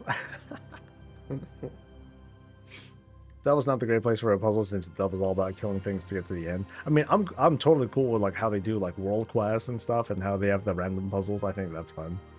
And at the moment, the puzzles aren't required to get to the end of the delve. They're just there to be like, oh, there might be a power up inside, and if you want to get the power up, great. And if you don't want the power up, great. You can get what you want.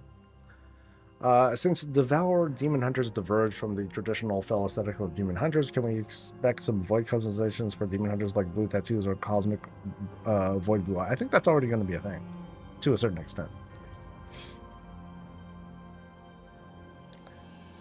Reminds me of the dungeon. Yeah, that one spot. Turn a Scythe. Yeah, so people, as soon as people figured it out, they just had the weak aura thing or the add-on just solve it for them, because they just wanted to get through it real quick. All right. Epic BGs were meant to be a casual, large-scale PvP mode, but right now they're plagued with the same problems over and over. Sync queue pre-mades farming, that's just a normal thing. So what's the plan? Are you going to address sync queue abuse? Will there ever be a real separation between large pre-mage and true random queues? It kind of sucks, because there are, I don't know, like, maybe in the end it's not very healthy to have like large pre-mades, and that would very much hurt those guilds who are very focused on like, hey, let's all roll together and do this whole thing. But is it worth hurting them for the sake of everyone else?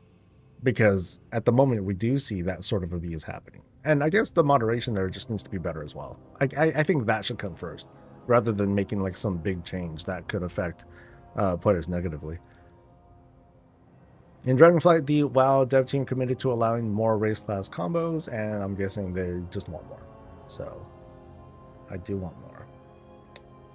We learned that Devour Demon Hunters will have all their ability. Okay, we just saw that. Warlock customizations. Yeah. Can we get more, please? You know what we need? You know what we need, dude? We need paladin customizations. Yo. Like, we already had, like, yeah. Druids and warlocks, they get the hookup on, like, the regular. Wait, hold on. Are we getting the Capybara Loa? Oh, that'd be sick.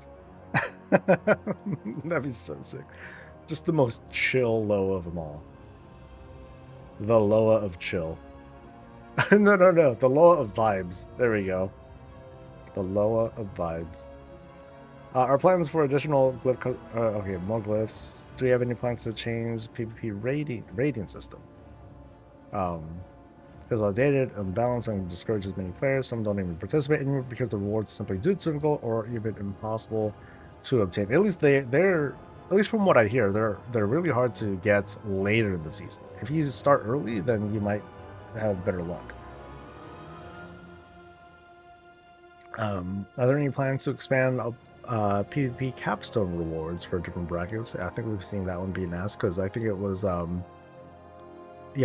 and Blitz that were getting support, but they wanted the lower brackets to feel good too. Will we see legacy achievements be achievable in solo rated PvP? I think, well, to my knowledge, like doing Battleground Blitz will get you those titles eventually. Oh, right, it's past 10. Thank you, dude. All right, so what are we getting? Little Coley, the baby pit lord, on October. Oh, really? On October 1st. Interesting.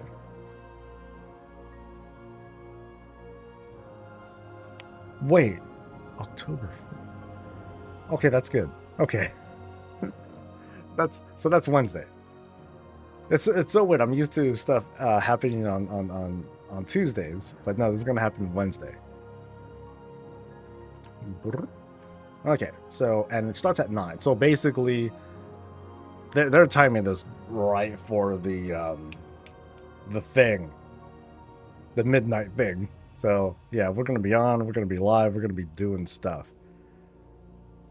Oh, that sucks, because I'm only gonna be on, I'll be on until noon probably, but I have like other stuff going on that day too. It sucks because yeah, because like when my parents coming in, there's so much going on next Wednesday, man.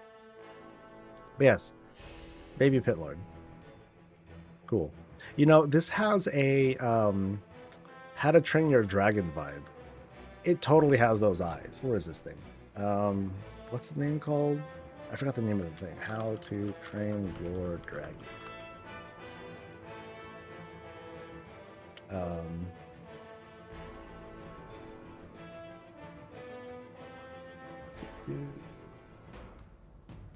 Like there you go. Yeah. So, baby pit lord.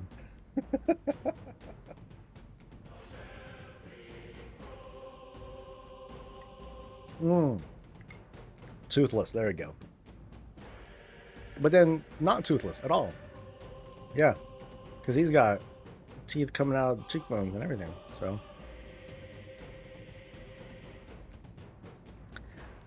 man, they're trying to make a pit lord cute. Of all things. And yeah, but he has a cute little glaive thing. All right. Okay, so PvP stuff. Okay, let's see. Okay, lots of PvP stuff. Can we get forest trolls as a playable race at midnight? Okay, you're not gonna be able to just ask that and be like, oh yeah, let's do it. This person is basically asking, why can't, can you please explain to us again why we're not going to just get a playable race, instantly or whatever? Can we get more race skins in the future? That'd be cool.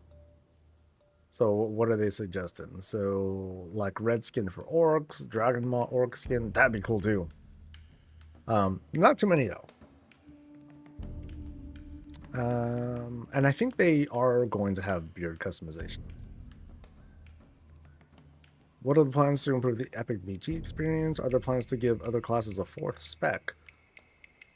To giving us other hero talent options, such as instead of just Stormbringer, Alien Enhanced, can get another choice. Like, that's a very complicated question. Can we see the return of class quest lines? Those were cool. Why Apex talents? How do Apex talents differ from both existing capstone talents and hero talents? Because you can pump more points into them. What are the design goals behind Apex talents, and how are well? They talked about this already. They talked about this when they introduced Apex talents. The last 3 races haven't been established in lore before their introduction. The last 3 races haven't been established in lore before their introduction. A point you apologized for with Draenei in the past. Is there any chance we can see much more long requested races being added? Either allied or core races like forest trolls, furbolgs, high elves. Oh, okay. Is that a big pain point? That's, races need to exist before they become playable? Yeah. Can we get Blood Elf and High Elf? Blood and Void Elf customizations, more of that. I think a lot of people will agree that something needs to be done about rated stuff. Sorry, I'm kind of skipping over stuff that we've seen. Something needs to be done about people being banned for no reason. That's unrelated. That's it? Only 100? Did they cap it at 100? Show all. Uh-oh. Yeah. Oh, okay, because I said show all and...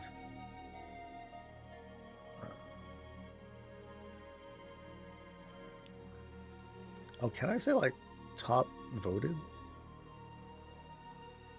So I guess I was reading this wrong. I just want to see like the top voted shit. Yeah, I guess this was it. Okay, and then everything else was like, I guess out of the 100, out of the 500 something, the 100 made the cut. All right, let's go. Let's get lower. Let's get lower. Draenor were known as the I mean, well, I think there was like some retconning that was happening there, right? So if we can Alon's house and go back to Stormwind, okay, so some. All right. Ooh, loaded question. So consider what that Midnight is an expansion built around the light versus the void. Is it really? To me, it feels more like Midnight is an expansion of the world versus the void, but yeah. I still want more race class combos for paladins, don't get me wrong.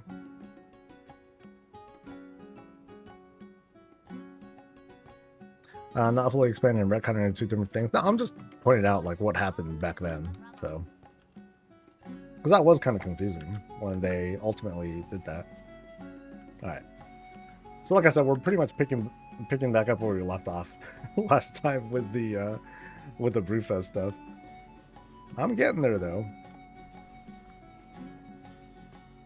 But it is reassuring to know that there are no shields that come from the event. I might just stop. Yeah, maybe I will, maybe I won't keep doing the event.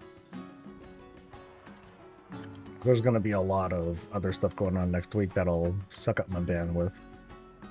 But yeah, I also want to make it clear, like I'm definitely going to be on and streaming Wednesday. I will definitely be here for like the Q&A and all that stuff.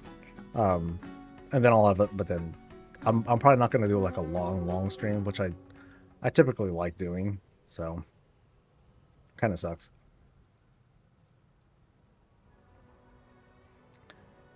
I thought there was one shield. Oh no. Damn. Yeah, I did not notice there being a shield. Or at least someone said that, you know, there doesn't seem to be a shield that comes as drops from the event. But at some point, Wowhead or someone will have an article that shows like all the different things that come in.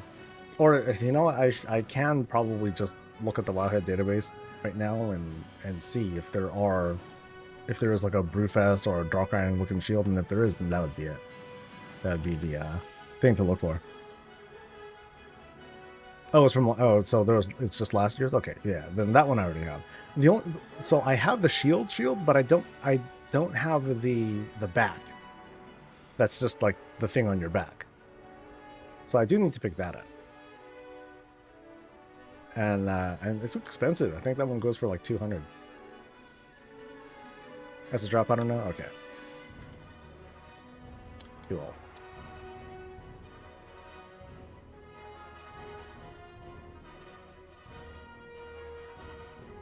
Yeah, next week's gonna be exciting. New stuff.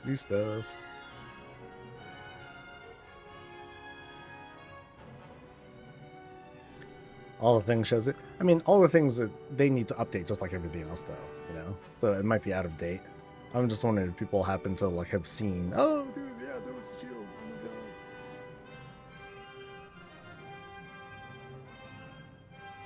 god. I think this entire expansion didn't have a drop that was a legendary. Honestly, that is always one of my goals, was to get some sort of legendary item, and it sucks this one didn't have one to get thus far. I don't think there's going to be one, period. I think it's a bit too late for that. And introducing like a legendary weapon or whatever, it's always been controversial. Like they did it pretty hard for Dragonflight, and like it was cool, but they needed to like work pretty hard at making it continue to feel legendary for the rest of the expansion. And introducing one at the end, I don't know, it feels like kind of a turnoff, because it's like you're only going to get like so much out of it, and it's a very involved process to make that two-handed legendary. Like, there was a lot you had to do. So it felt cool, you know. And in fairness, the same thing happened back in the day with ICC. You know, that had a legendary. It was the last raid of the expansion, and people were making some cool, you know, people got together and made cool stuff to make a Shadowmourn and all that. But I think time-wise, that's gotta play into it as well. So like the Evoker Legendary, that had some legs to it because that was introduced during the second season, and then there were 4 seasons total. The Farok one, that was introduced during the 3rd season, but at least there was a 4th season to continue enjoying it. And the World Within is just short. It's just a shorter expansion. So ideally they would have needed to have introduced a legendary pretty early for War Within. It would need to be like an Undermine legendary, basically. Which would be fine, that's what they'd have to do, so.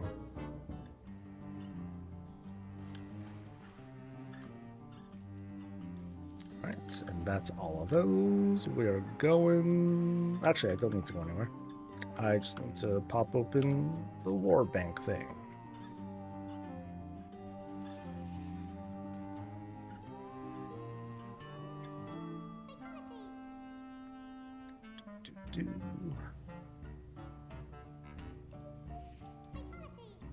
And there's some sort of error going on. Okay.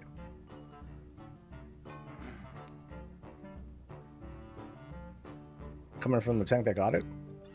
I don't have it. Okay, the item dropped, but I didn't make it. So, yeah, right. But that was just a waste of time.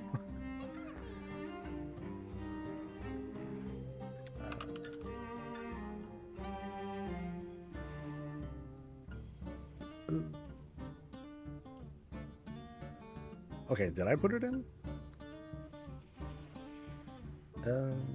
Yes, I did. Okay, cool. I guess it just aired out or something.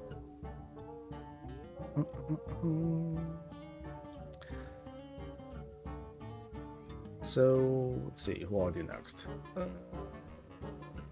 I guess it doesn't matter who I do it with. Then again, that's an elf. No, that's a earthen. Okay.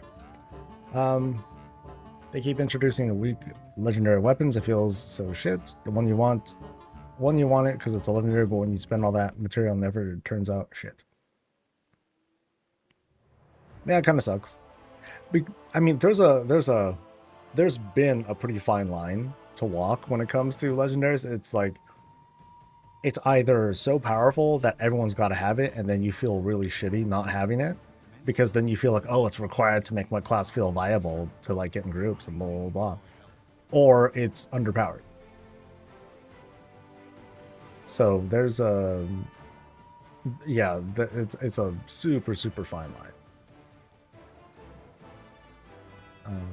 You know, since I'm here, I might as well do this place first. So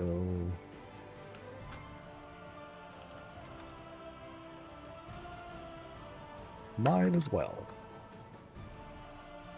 I hope it doesn't mess up with the order of things since I'm starting here. Yeah, it is. Oh well, it's okay. So,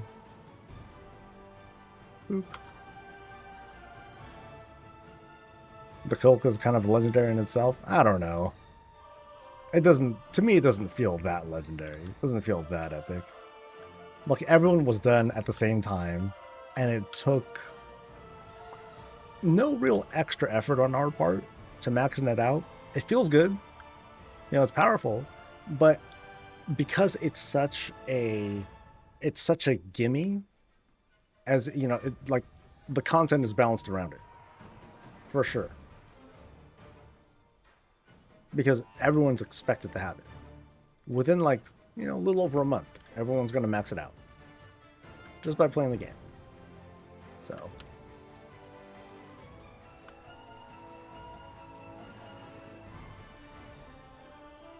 what's this add-on? This add-on is called Map Pin Enhanced. As you can see, it lets me assign like multiple map pins, and they all work. And when I do it right, then it'll track them in order.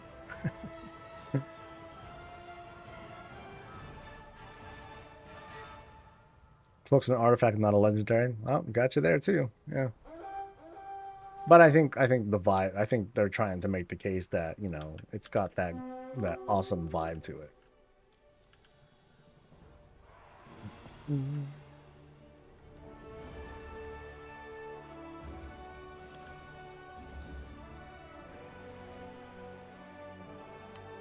Alright, next, ringing dips. Still got the item which had a much higher drop rate than the Evoker legendary. Oh, was it higher? And I think it had to be because it was closer to the end of the expansion than the Evoker one. Oh, well. I do remember there were quite a few people in Guild that happened to get the Evoker legendary. I think you did, didn't you? Got your Season 3 Keystone here. I'm happy now until the launch of Midnight. Nice. Congrats, dude. Yeah, but what if there's something where it's like, oh, if you get like a 3.5k score, then you get a housing thing? That'd be sick. That wouldn't get me to go. That's I think it'd be transmog that would make me be like, oh, and it's got to be like pretty damn good. That would be the thing that makes me want to do keys for that goal and that goal only, and then I would just immediately stop.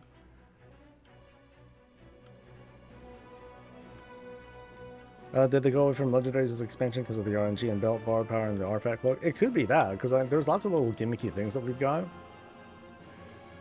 and I'm cool with this. I like it,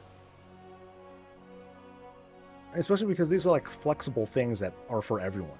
You know, Cersei Circlet, anyone can use it. It's not just a tank thing. It's not just an Evoker thing or a two-hander thing. The overcharge belt, for everyone. You know, choose what you want to use it for. Some things are, you know, some uses are better or more effective than others. I get that. But I think that turned out to be a lot cooler. And did I do this one? I'm pretty sure I got it. Yeah. But the mark did not go away. Here, let me just triple check. So like there it is. And I went up to here, and then that's it. Weird. Oh, now it disappeared. Okay. I guess I needed to like pixel stack or something. War Power Ring and Belt were a solid win. Yeah, and that's why, at least to our knowledge, we're not going to get, we're not going to get anything for the end of the expansion, which I find awkward. So the expectation that I would have for this coming season's worth of chips and the vendor and the turbo boost thing is that I would expect that we can upgrade these 3 pieces. It's just 3 pieces of gear. I would expect we can upgrade them to Mythic, and it would still be hard to do because not everyone can get Gilded Crests, right? But I think it'd be a cool thing to have where, you know, people can get these 3 pieces up to Mythic, and that would help them a little tiny bit for the next expansion. That's it. Just like how we got these gimmicky items that led into the next season. Why not? I don't think it's a big deal. Like we're in that territory. We're in the not a big deal territory. I think.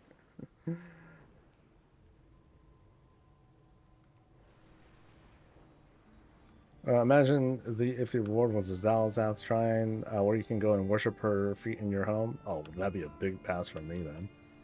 Like, I'm good. I'm good. Now, I have a feeling if they did do housing stuff, it would just be a certain color, right? That people would want to get. And then it's up to you if you want to work towards it or something like that. But you know, I've made it pretty clear, like, I'm fine with exclusive rewards. I'm fine with things that people can lord over others because it's, you know, and, you know, whether or not it's a problem, it's up to the individual. It's not and it's not a principled thing.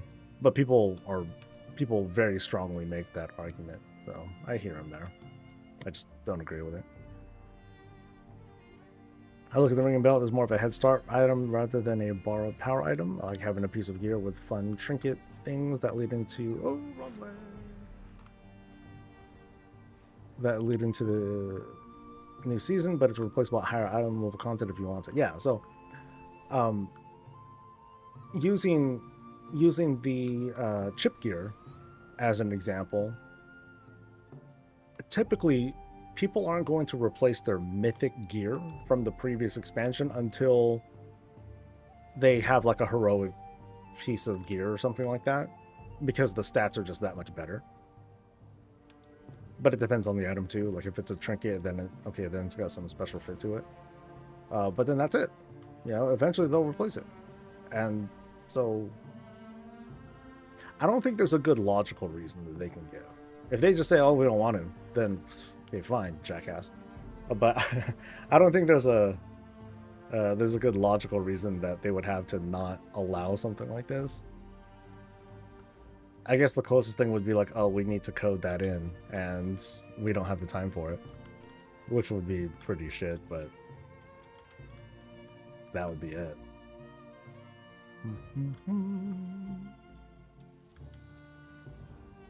Shoot, in that case, I would say, dude, just hook us up with a bunch of Runed and Gilded Crest, you know, specifically so we can use it for that. Dude. That'd be a pretty ratchet way of doing it, but I think functionally that would work.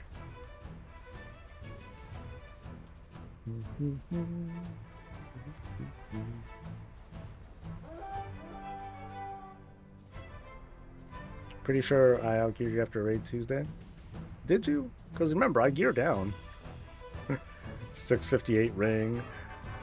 Still supporting that. That's the one thing that's still holding me back by a lot. I don't know what my real item level is.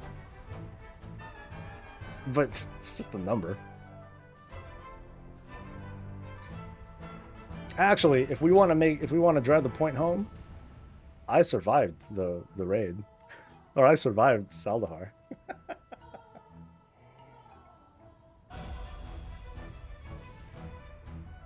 I just totally kissed the death myself. I am not going to survive the Dimensius fight. My ass is going to be smoked. And then Grim's going to survive for like 4 minutes, the entire phase. And I'm going to be sitting there, envious. Yeah, I just prophesized how the end of this tier is going to go. Anyway, if they loot lock a slot, make it for the whole season, and just make it this instead of this half-ass thing for a 0.5 patch. No, I feel good with this, honestly. Like, I think this was the better, I feel like it was the better play. But that's, you know, I'm just coming from, like, you know, my spec.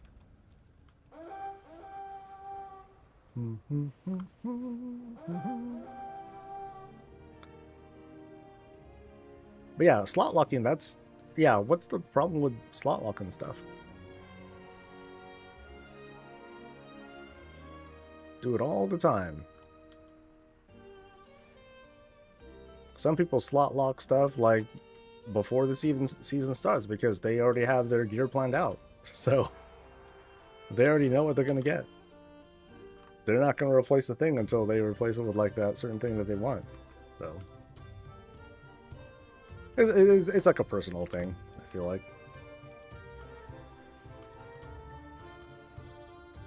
A few weeks ago, I said I hated professions at the moment, but now that I've learned them, I do quite like them. Nice. They're not returner intuitive. I can agree with that. They're tough to, they can be tough to figure out. But once you do, and you know, and things just sort of click, oh, then it's like magic.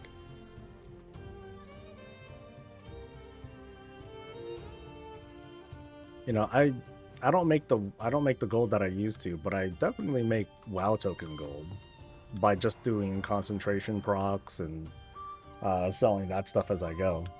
So I'll make like an easy 70, 80k a week just like fumbling around doing rando shit.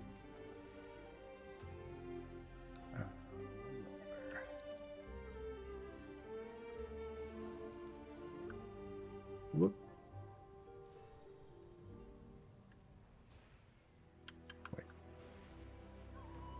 This way. Boop. Okay, so now I'm going to Kazona.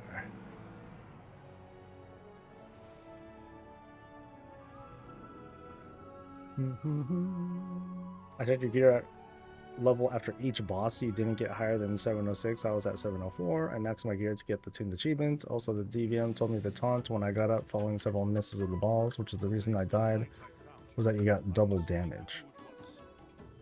Yeah, how'd you get double damage? I thought the swaps were good. Well, DBM killed your ass. That sucks.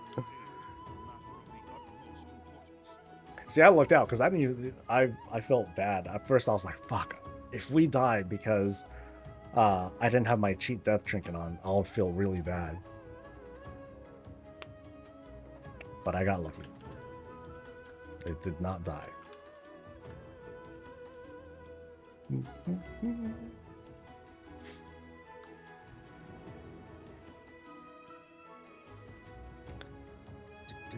First half of the season, only valuable upgrades were neck, wrist, rings, and trinkets and weapons.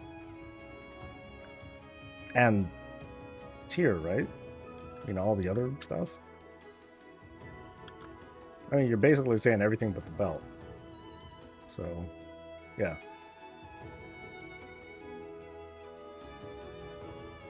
Oh, and the cloak. And the cloak. But that was definitely by design. You know, and at least they, after those fixes, you know, no more cloaks, no cloak drops, none of that stuff. I think I definitely would rather do Dragonflight first before War Within stuff. My routine feels off.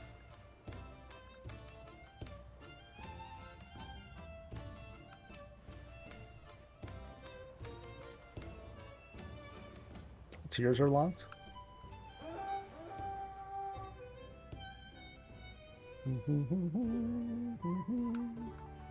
Well, it's the I guess I'm just referring to like whatever your fifth slot is, which might be tiered because the itemization is better. But depending on your class, it could be, you know, it could depend on whichever slot happens to have the better stats for you. Or like in my case, like if you're a crazy person and you're like, oh, I'm gonna make the engineering helmet, you know, every time. So I'm always going to make that. So for me, it's definitely like always going to be like the same things that I'm looking for. Now this way.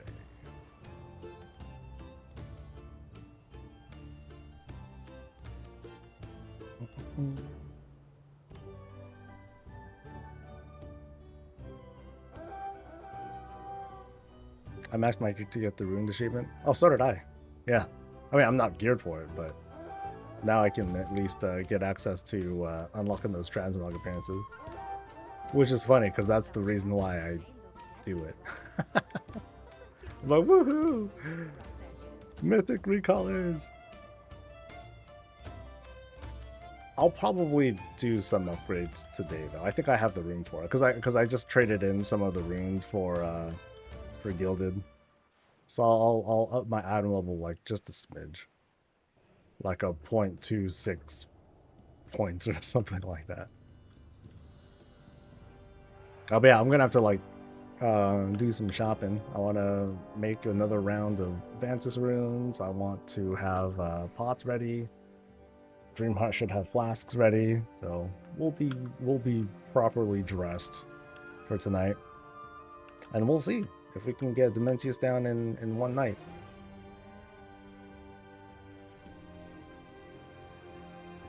That would be perfect, honestly. That'd be perfect, because then I would just need to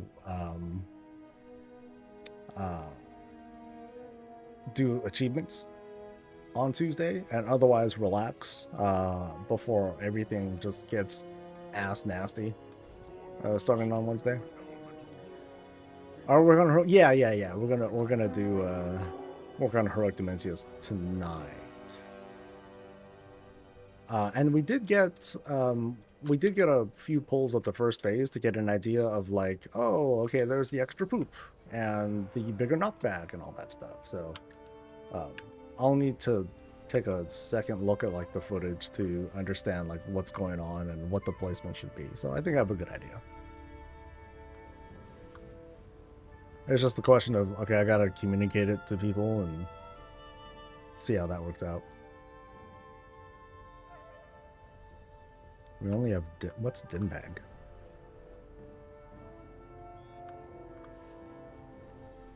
You mean Dimensius? Dim bag?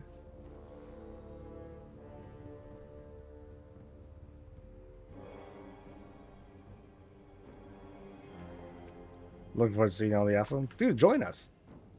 Join us, man. Just make content and then beg. That's how I got in. That's seriously how I got started. Like, when I started making videos, I was just like, you know, I was being very passive aggressive about it. I'm like, you know, since it'd be really nice if I got into the alpha or beta or whatever for Legion. And then some other creator actually reached out to me and said, hey, I think I know, I can connect you with someone who can get you a key. I was like, yeah, that'd be great. And they did it. And then that person, I forgot the name of him. I feel bad. That person has ever since like been fully converted into like a super WoW hater. Like, oh my God. Go private servers. Yeah, he was a weird one too, it turns out. Like he was like super anti-WoW, super pro private server. And I remember people on MMO Champion caught the guy making alts to praise himself, if I recall this correctly. Yeah, damn, I forgot the dude's name, but I guess I'm better off not remembering. Yeah, kind of a weird one. But he helped me get started. So I appreciate that.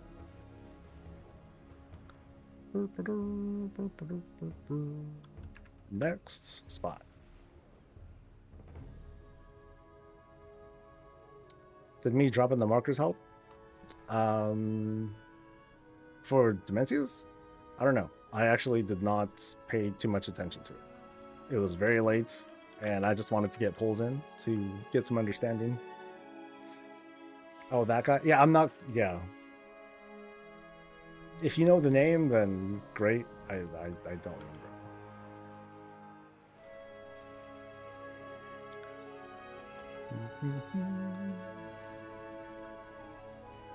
I've been making content on the alpha, mostly on new player and returning player stuff. Cool. Remember the whole thing on MMO Champion?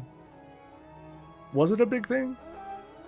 Okay, because I remember when I last heard about all that stuff, I wasn't really paying too much attention on the MMO Champion. And that was a big place where I got started too. Like I would make a video, and then MMO Champion does not like it when you post videos. Both their moderators and people, they just don't like it when you post videos, your own videos especially. So I would just post my entire script. Here you go. Here's the TLDR, but here's the whole goddamn script, and here's the link to the video just in case. Yeah, people didn't like that either, but I'm like, you know what? I'm within the rules, so shut up.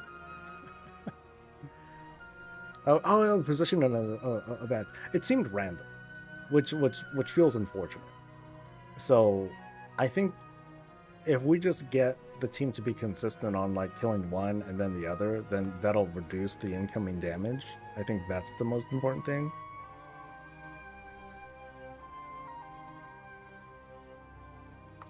And then I think someone had suggested that the healers be the ones who pick up the gravity stuff, so that way they're not the ones who were suspended in the air, or they're not chosen. And we're like, okay, sounds good. We'll try that.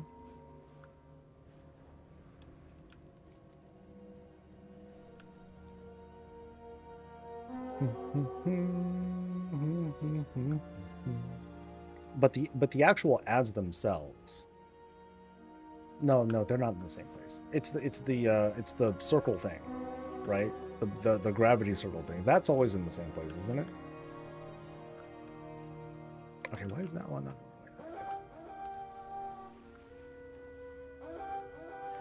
Don't think the variations is too different. Okay, so then people will just get used to it.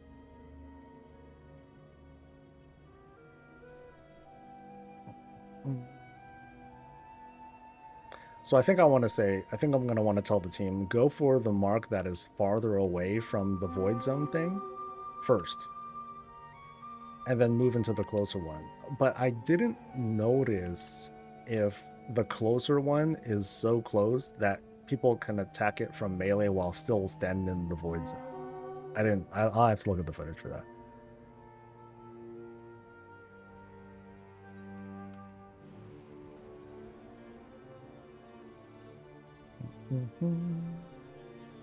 But that's what I'll suggest. Farther one first, then the closer one to the void zone thing.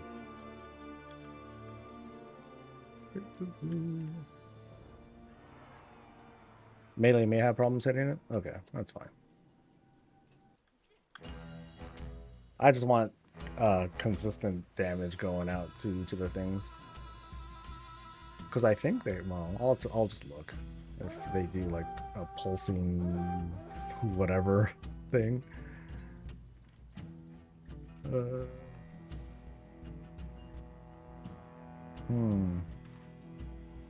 So which one is it? Okay, here we go. Living mass. So it sustains. Okay, so it does damage to random players every 2 seconds.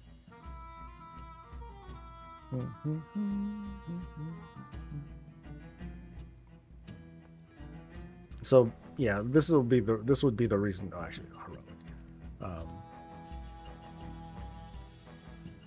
Yeah, this would be the reason to kill him quick, because 1.8 is kind of a lot.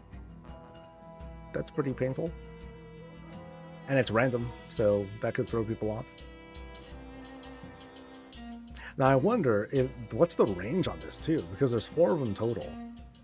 And so like, is there a chance that this could hit like, 4 of them can hit 1 player? That'd be fucked up, dude. That'd be so fucked up. No DKs? Last night, no, we didn't have a DK.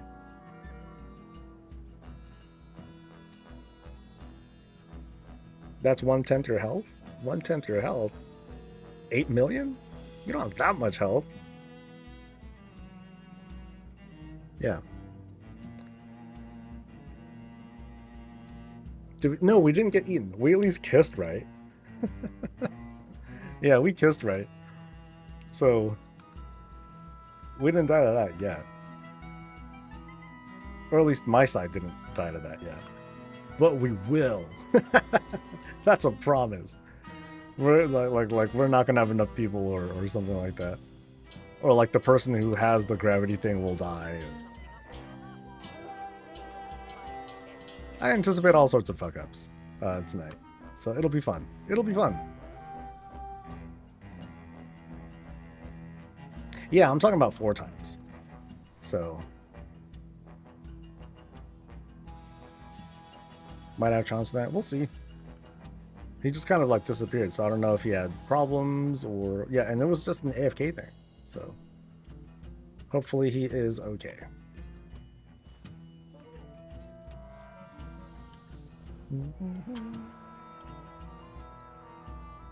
I'll make sure I have my boots enchanted. Hey. For a change.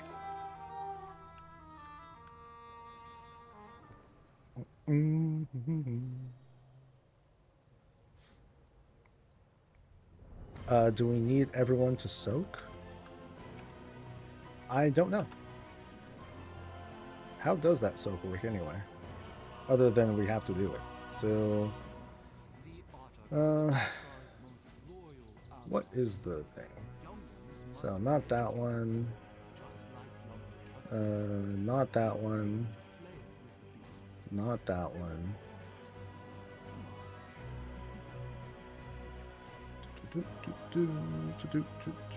Okay, it creates a big sphere. Here it is. Antimatter.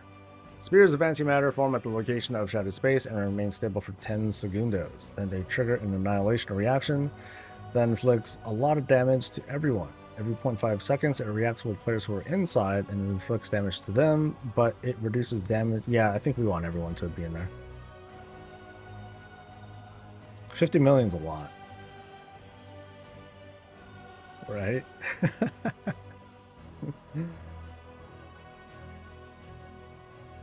So, I mean, this is much more manageable than taking that whole hit.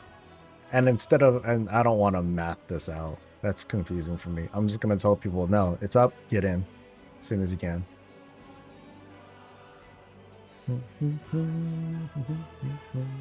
No, I noticed that too, Oiki, about the edge.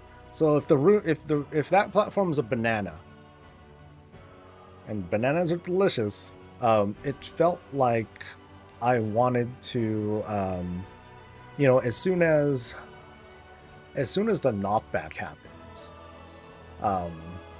as soon as so I'm trying to remember now. Knockback happens shortly after those ads start appearing, but a few seconds after that, we throw down those poopy puddles. So I want to tell people to go all the way to an edge and like drop them there, like to the side of the banana, as opposed to like the back of the banana, because people need room to, when that whole gravity thing happens and all that, I want to leave as much room as I can. So I want the bananas to be all the way to the side. And then since that happens a number of times, we're slowly going to fill up each end of the banana. I think we did a number of polls. I think we did like 3 or 4 polls. So I think we were able to pick that much up, but then that's it. And then someone mentioned the balls, the spheres or whatever to pick up during the whole flying phase, the thing that kills Grim all the time. So he's not allowed to do them, ever. Not allowed. Someone else will figure it out and do it. No, we didn't. We didn't figure out the puddle situation. We suck at it. We're terrible at it.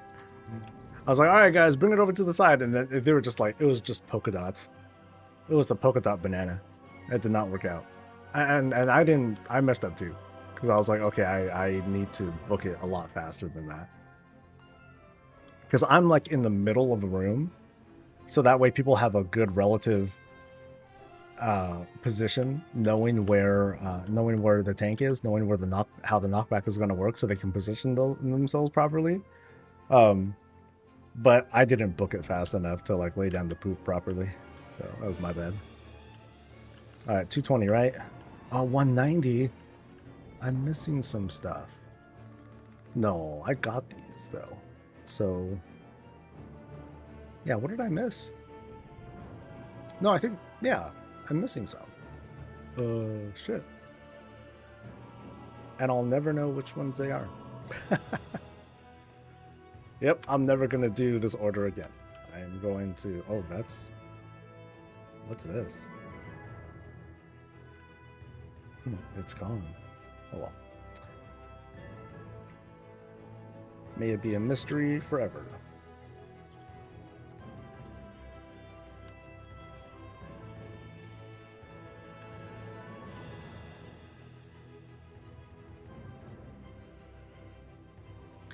Yeah, I saw Valkyrie's video. Yeah. I know we didn't get it yet. We're sucking at it.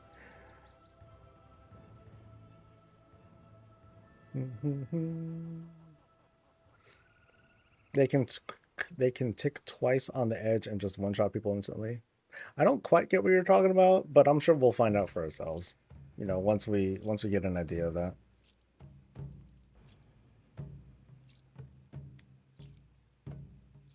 Yeah, so if I'm recalling this correctly, fight starts, kill the ad real quick. I'm in the middle. Once ads are dead, time to go in, back up a little bit, kiss, go back forward, people position themselves for the knockback. The thing happens. I need to book it to my side. Grim will grab and then reposition himself in the middle.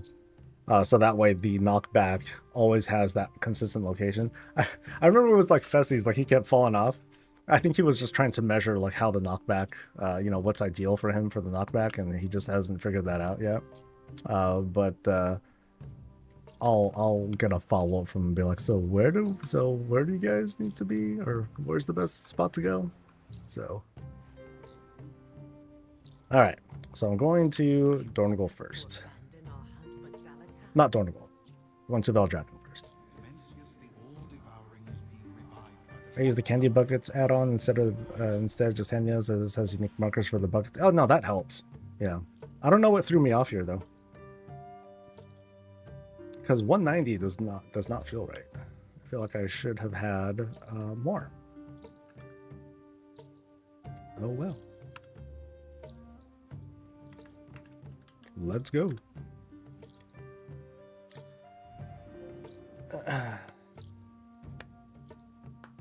Yeah, we'll figure it out. And to my knowledge, like nothing else happens. Like that's the whole first phase. So we just need to master that particular routine, and then okay, those are spoilers. I'm not gonna open those. Normal. Yeah, the knockback thingy-majigger. Gravity guy.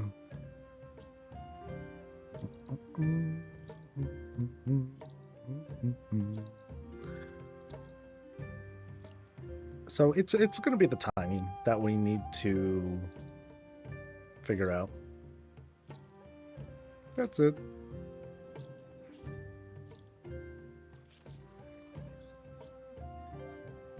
Hopefully we'll have all four of the healer dudes around.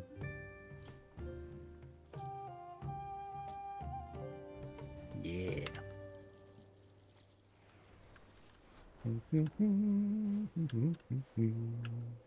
Just a practice. Yeah, it's just a practice thing. And then there's the rest. You know, what's the what are the platforms? How's that going to feel like? What's the condition of our bursts? Yeah.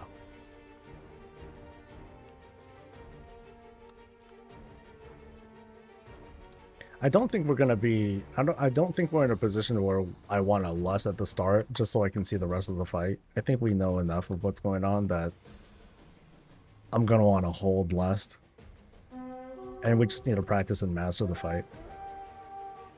Unless this goes really long and we're not able to get it on the first day, then I'll be like, okay, maybe we should lust so we can see more of the fight and understand what's going on, and then the rest is practice.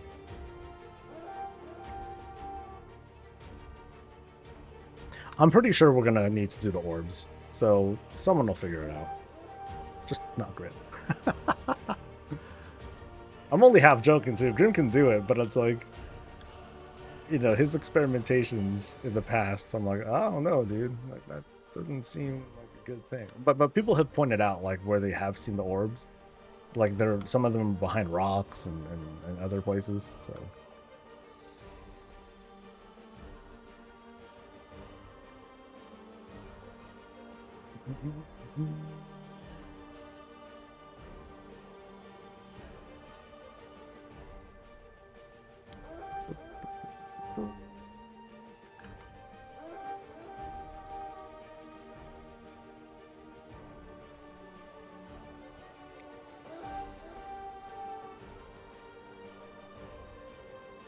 Yeah, too bad that's not something we can just mark and be like, all right, it's over there, it's over there, it's over there. So the same people will just need to do it. And then the rest will just progress. Oh, actually, nah, I don't want to spoil myself. I'll wait until we see it.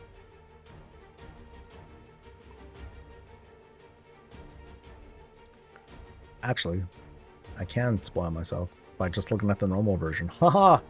Smart! Okay, so here's the thing. Nope, doesn't show anything. Never mind.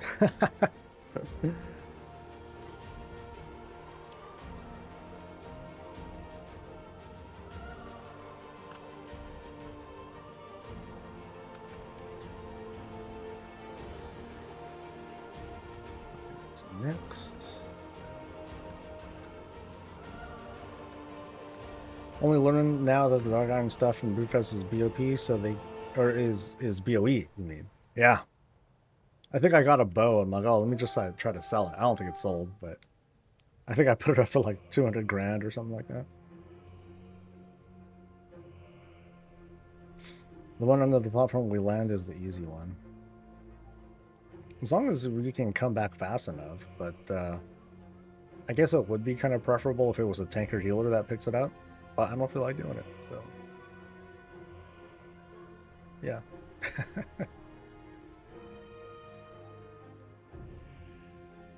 Like, I'm gonna stick to my job and be like, all right, I'm going to grab the ad and I'm gonna steer it here, and no one's gonna get cut and everyone's gonna be in the same quadrant thing. That's my job.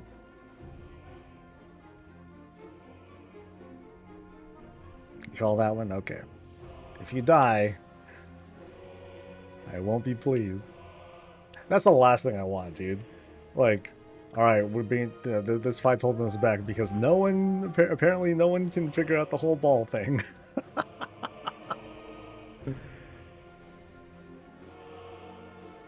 And someone will be like, no, screw it. We're just gonna DPS through it. Fuck it.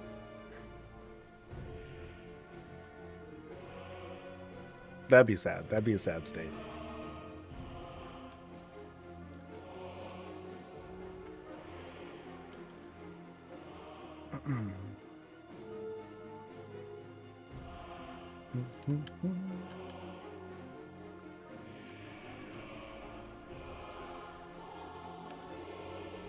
All right, so this one.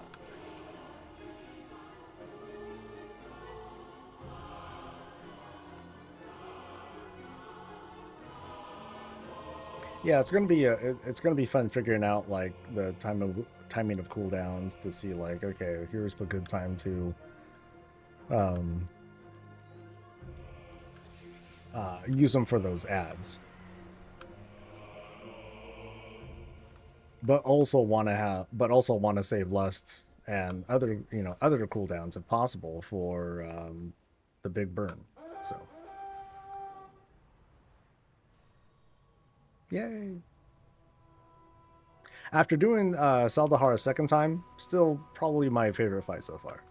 I like it. I think my favorite fight for the expansion, though, so far, it's between Brood Twister and Ansurek. Those were fun. I feel like we had a lot of fun learning and executing on that fight. Like, I think after a while, Ansurek didn't feel as fun because we were just smoking her, and even on the kill shot. Even when we first beat her, like, we didn't see everything because we just had a lot of damage at that time, and we just beat a certain damage check where we would have to deal with like some extra ad mechanic or whatnot. But what we did see was fun.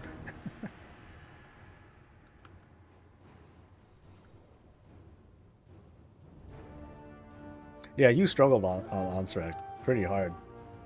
We had dozens of wipes from like threat things, so that was tough.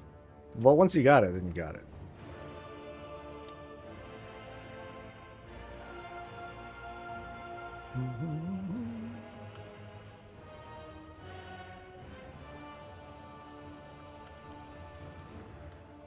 There we go.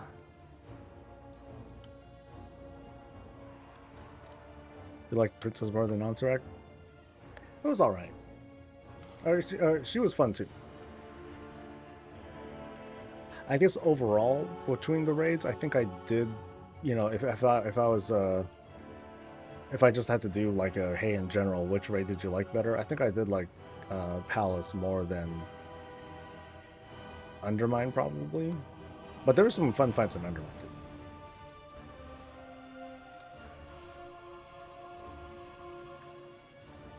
Like, I was very surprised with, I don't know the names,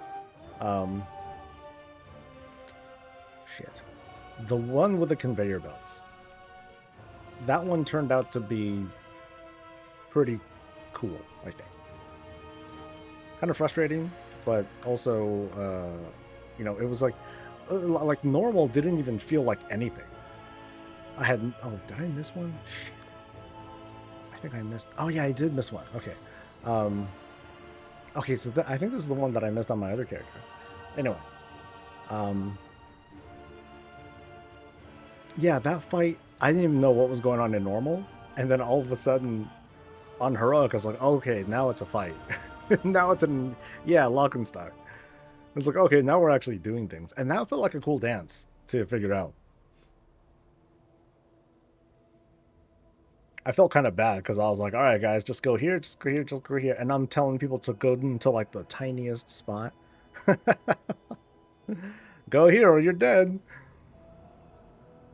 Oh, man.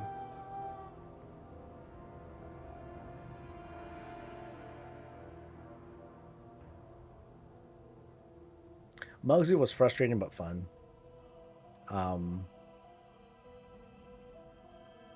One Arm was cool too. You know, yeah, I did. Okay, maybe it's a toss-up between those two raids. Because both of those raids, they had like their kind of meh fights, but they had some cool ones too. Yeah. But if I needed to have a number one, it's still going to be either Brood Twister or Onsurek.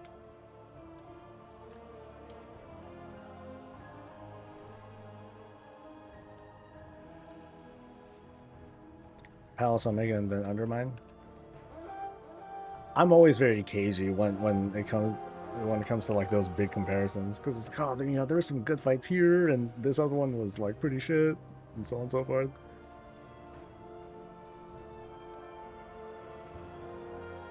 Like what fights sucked in Palace? Like first fight was boring, but it was just boring, you know? I'm trying to remember what the second fight was. The egg thing. No, the one with the stationary boss, and then you had the upstairs and downstairs team. That one was all right. And then there was the one with the one where, you know, people had the arrows and then they had to back up. To me, that one was pretty dull. That was a lot of nothing going on. Kind of the same thing with the one that was a dungeon boss. That one was like just okay. Kai'Vezil was all right. Brood Twister was a banger. Queen's Court was all right too. I like that one.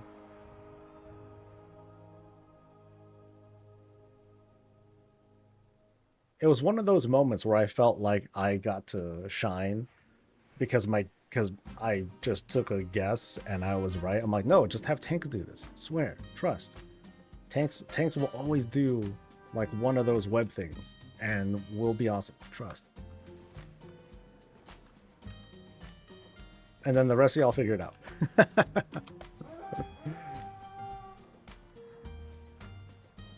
Palace was annoying because it was season 1, sadly, and people were so bad to get at the beginning. The princess fight was so hard.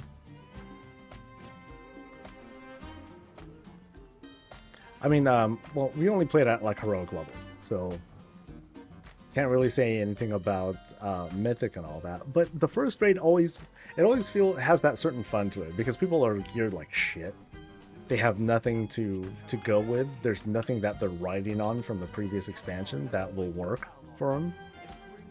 And that's what makes the second and third seasons not awkward, but it just different in the approach, because we're not making like these huge jumps. We're just replacing, we're just replacing gear with like some better stuff. I mean, it'd be way worse if it was like a full gear reset and, you know, you had that feeling of reprogression all the time. That would suck. At least it's not like that big of a jump.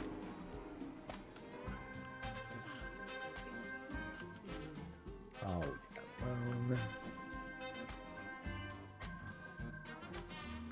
okay, I thought I got this one. It was just here. Oh, maybe I need to just have it selected, that's why.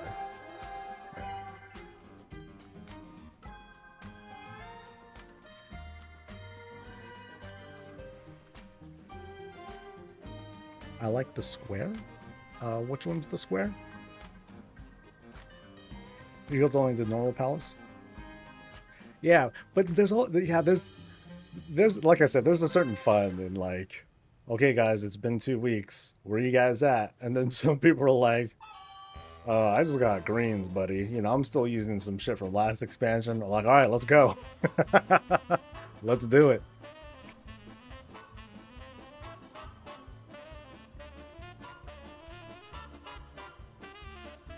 You know, I don't like pushing people to be like, well, you better do your round of heroics and mythics for this week. Make sure you got all the you know, it helps obviously, but yeah, I don't want to hold people to it either. Oh, actually, okay, I'm done here. Now off to Dornagizi. The one that was with people that had to back up with the lines. People had to back up with the lines. I am not sure what you're talking about.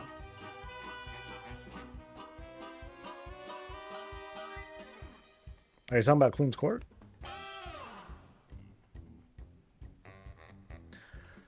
Saw a great meme about it. A bunch of kids with their pots on their heads, wooden spoons for weapons, and said, okay, boss, we're ready. Yeah. That's the truth, though, dude.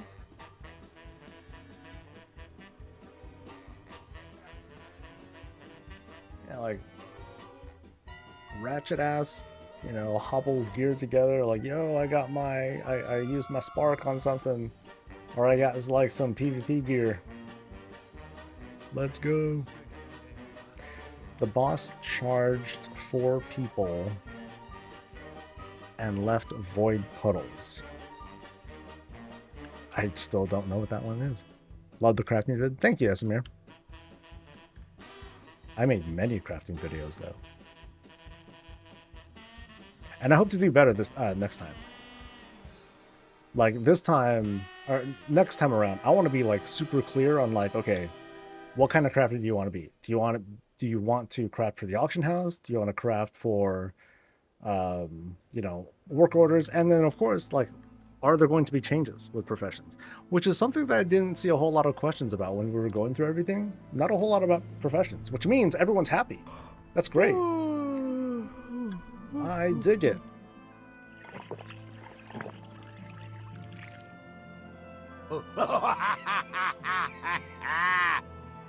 Oh, okay, Grim. So you're talking about the one that I didn't like. Yeah, I felt like there was nothing happening there. So, as a tank at least, there was not a whole lot to do. It was just like, you know, tank swap for the combo. And like that was it. Okay, everything is just awful on call. But what kind of lantern is that? Enlightened Explorer's Lantern. Well, it kind of matches with the rando enchant that we got going on. Good with that. Oh, wait, did I get this one?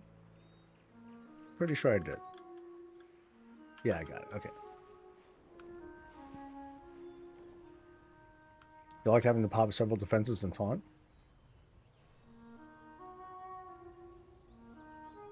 We had to pop several. Well, I guess we did, huh? Crafting notice was a bit of a problem until I realized I had to be at the table. That'll help. That'll help. It's like, yo, Blizzards with this functionality. Oh, got it. Hope they changed the gear drop a bit from heroic dungeons in Midnight. It feels weird going from heroic dungeons into Raid Finder, for example, or going into Mythic Zeros. I thought, wait, heroic dungeons, they drop adventure gear, right? Dungeons, thing, heroic. Yeah. That seems like a decent slide, because Adventurer 5 is Veteran 1. You know what I mean? Because like, so like here, this is 665 gear. And then going into raids and Raid Finder, you know, this takes you to, okay, that's 2. Yeah, and then 668. So that seems like a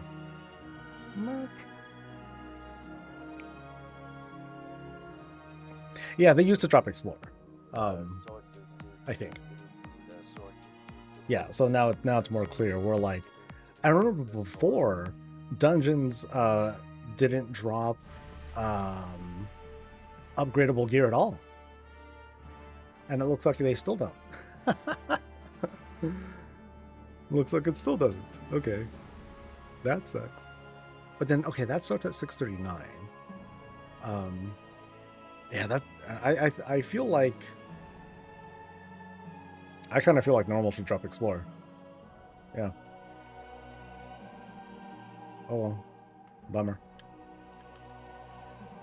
Wait, did I get the one here? It says I did not. So let's go. By the way, thank you, Samir, for subscribing. Much appreciated.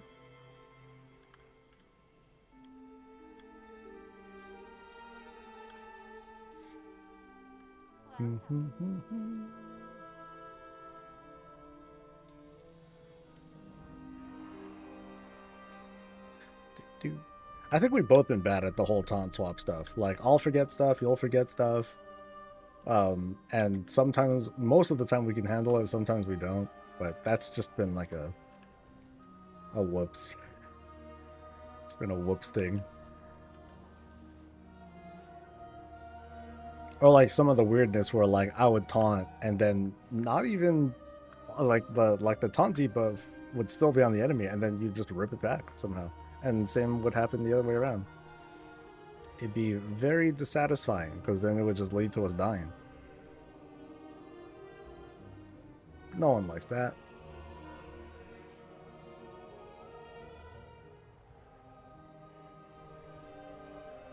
I did feel a big difference though when I was using the ire trinket as opposed to the healing trinket. Like, I don't know if you were holding back or if you continue to hold back on threat or whatnot, but I felt way more comfortable holding on to bosses when I was using it.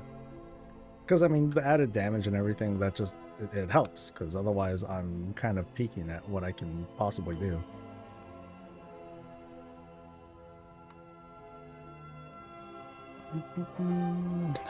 Preach posted a video about reducing the complexity of crafting.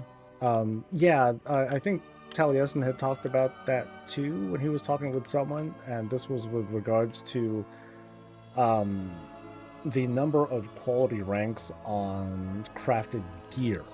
So instead of 5 ranks, they're reducing it down to 3. What I'm a little curious about is whether that reduction is going to mean the item level spread is going to be the same. Is it still going to be a 10 item level spread, or are they going to reduce that gap as well?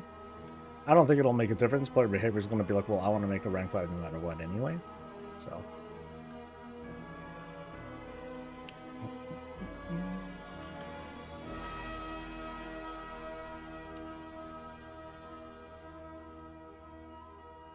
honestly, I feel like the complexity speak about like the different ranks, I feel like it's overblown a bit. I don't know. Like, it takes comprehension for sure. But I don't think that by principle that's a bad thing. Because once you figure it out, then you figure it out. And there's plenty of inventory space. There's plenty of space for all of our stuff. Between the increased bank space that we have from the most recent change and war banks and stuff, yeah. The question I would ask is, why are you holding on so much stuff anyway? Just use it. But oh well. It's more than a rank reduction. Yeah, we'll see. I'll be very curious to see how it turns out. Because there's been a lot of outcry to be like, hey, we just want it to be as simple as before specializations. And for me, I'm like, oh, that would feel, honestly, I feel like that'd be pretty shitty. Because then it wouldn't feel right. The way it is right now, professions feel like gameplay. It feels like something that I do. Before, professions felt like a checkbox. It was far too simplistic. You just got to max level, and then you made stuff, and then you posted it or like whatever. So we'll see. We'll see. Blah,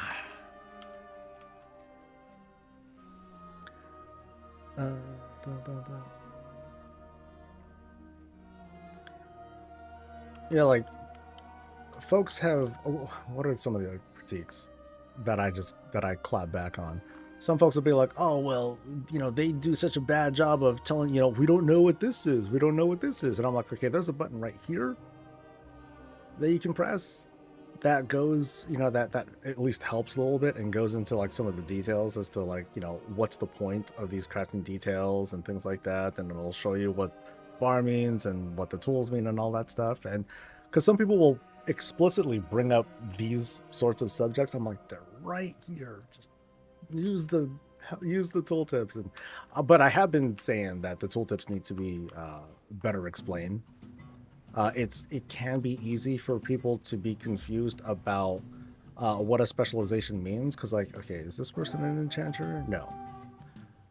Enchanting has like a special thing to it where, how do I describe this? So like if you're an enchanter, you'll be able to see like under the recipe name here, it'll show you which specializations are related to this recipe. But only enchanting, none of the others, which is baffling to me. It feels like kind of an unfinished feature to me, because that would help tremendously.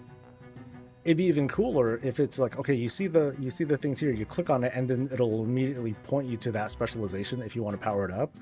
That would be very intuitive. It would be helpful with directing folks as to which specialization means what, so that way they feel like they're not making mistakes. So that way they don't really feel like they need to ask for like a respecialization every season or every expansion or something like that. It wouldn't be necessary. But it's those kinds of like directional things that would be hugely helpful to people.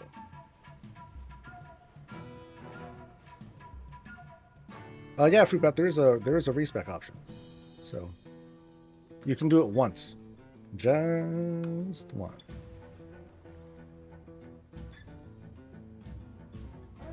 How will you know if cursed enchant is a Nerubian formula? Was that on the tool? Was that located on the tooltip thing? Because I forget. Like I'd be able to point it if I had the profession, but not on this guy.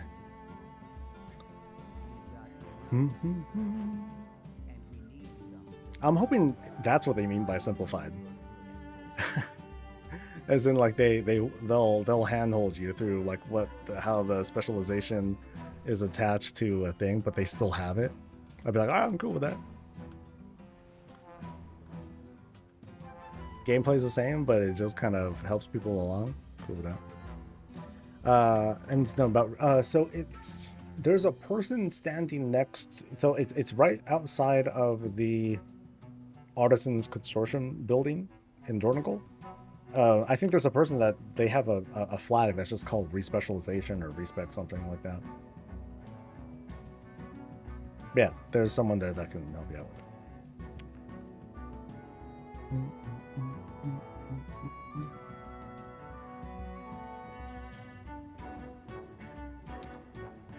it. Ian said something like crafting the potion shouldn't be as complicated as making a blacksmithing weapon that lasts you for months. I think with this version of alchemy, I think part of what made it complicated was having a tree that had you respec into each of the herbs, and then there was too much tying in together of like, hey, if you want to make this potion, then you will want to master like all these different herb recipes. And if you're trying to master multiple potions, then you found yourself being split in a lot of different directions. Now, if you only cared to master one kind of potion, like a healing potion, that was easier. You still needed the comprehension to look into and understand which each of them were that contributed to mastering that recipe, but at least it didn't require as many points. But if you wanted to be versatile, then you had to be versatile with like one thing at a time. Or you did concentration crafting and you didn't care anyway. Which I feel, so I guess I feel like concentration has been very underrated. It's such a good ability, or it's such a good mechanic. But I think there are folks who are like, no, I want to be able to like make everything and not feel like I'm doing daily cooldowns and what have you. But if that were the case, the consequence would be the market would be absolutely flooded with shit.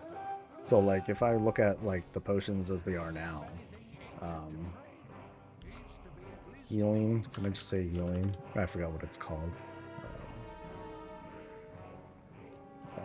Invigorating healing potion. So like the supply on this is like it is what it is right now, 72,000. If it was like super simplified and people were able to easily make rank 3s or whatnot, or high quality potions using cheap mats, and they didn't have to worry about cooldowns or concentration or anything like that, then we would see like 100,000 of these motherfuckers. The price would just crash along with all the materials that are related to it, because there's just so much of it. It's so abundant. Well, there's a very careful threading of needles that happens with professions, because you know some changes they can have some very big consequences to.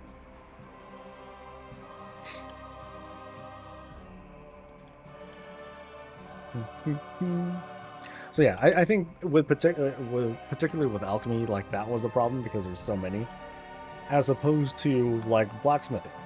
You had bismuth, and you had the thing that no one cared for, acarite, and like that was it. You know, they only had the two materials to work with, and that was just easier. Alchemy was complicated, for sure. And inscription is just punishing, man. Inscription is rough. You know, from needing so many materials to make ink, to what little you can make out of it, to just how time consuming it is to process everything. Yeah, so I've never said that professions are like, you know, great and perfect and yeah, never change and all that. You know, there are some pain points, but I think like the high level philosophies of quality, specialization, things like that, I hope that they mostly stick to that still. And we'll find out in less than a week. Ooh, baby.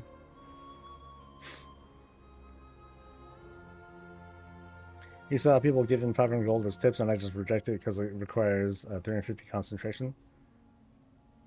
And they whisper back, wow, you see that? I do not see those kinds of things. I mean, I'll see you put in a guild order. Winky, I'll be like, I'm not doing this.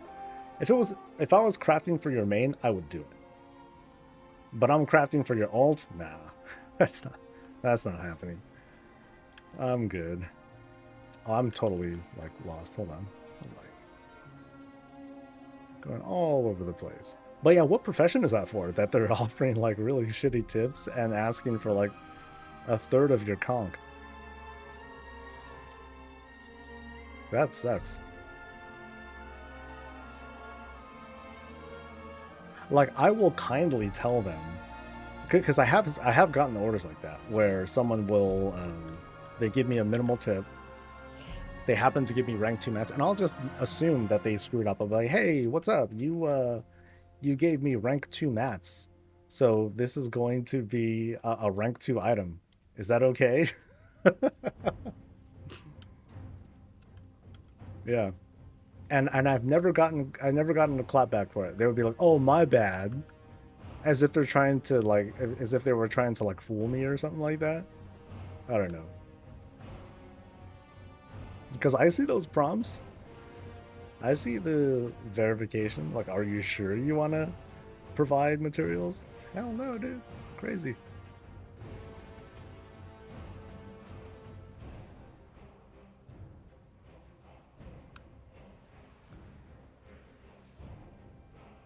I put the... Yeah, why are you putting it in guild, though? Just do a private order for yourself. Because that just gets confusing. Yeah. So don't be a dork. Just make a private order. Ooh. And I'm out of coffee. Come on, Oinky, learn to play the game. So easy. All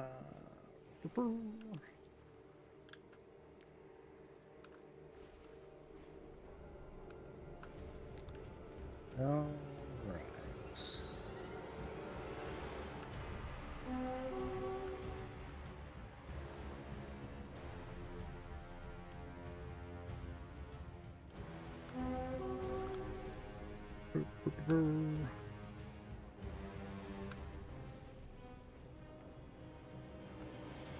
I'm putting it on your power pole so I can... Ah, so you're selfish.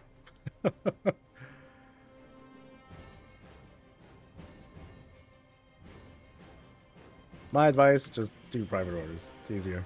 You have a pull down and everything.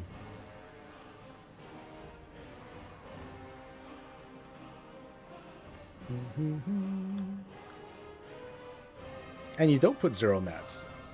You put in rank 2 mats. So maybe that's something else or some other unrelated thing. Yeah, because if you put in no mats, I'm definitely not going to do it. But you put in you know, rank 2 mats and gold.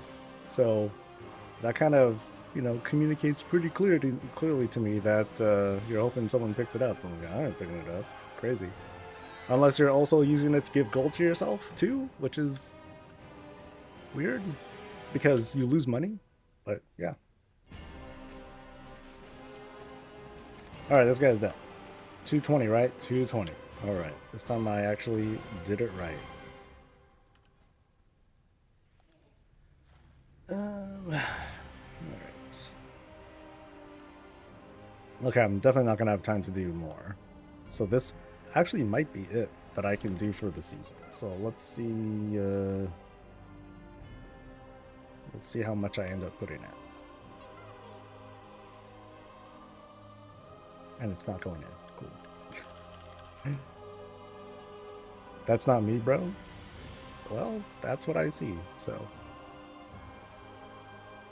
I mean, if you're doing stuff now, ever since you left guild, then I haven't noticed. But I'm talking about in the past. Yeah, what add-on is screwing up on me? Yeah, because, okay, it reflects. It went in. Weird.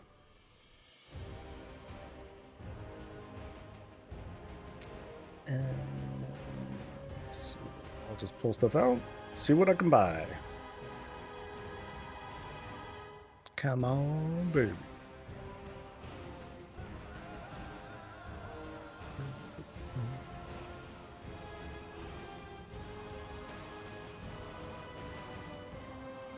All right, any other last minute news? Nope, just the Twitch drop. Sweet.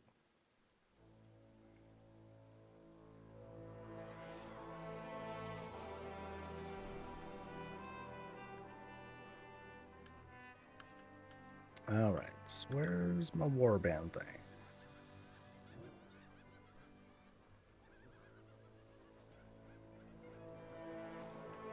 $1,341. Moment of truth.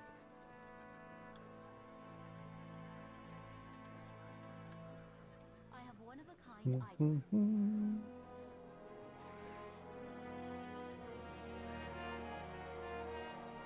So you're talking about shit that hasn't happened for months? Yeah, so it happened. I'm just giving you a hard time. Jeez, dude. Relax. Okay, so did I buy anything? I don't think I bought anything. So I definitely don't have enough for everything. So what color do I get? Okay, I'll get the barrel helm, because that's different. And then the rest are like beret, cape, and kilt. And belt. 1, 2, 3, 4. Ooh.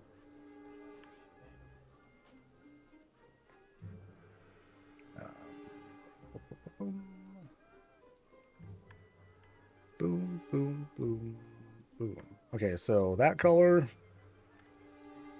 or that color.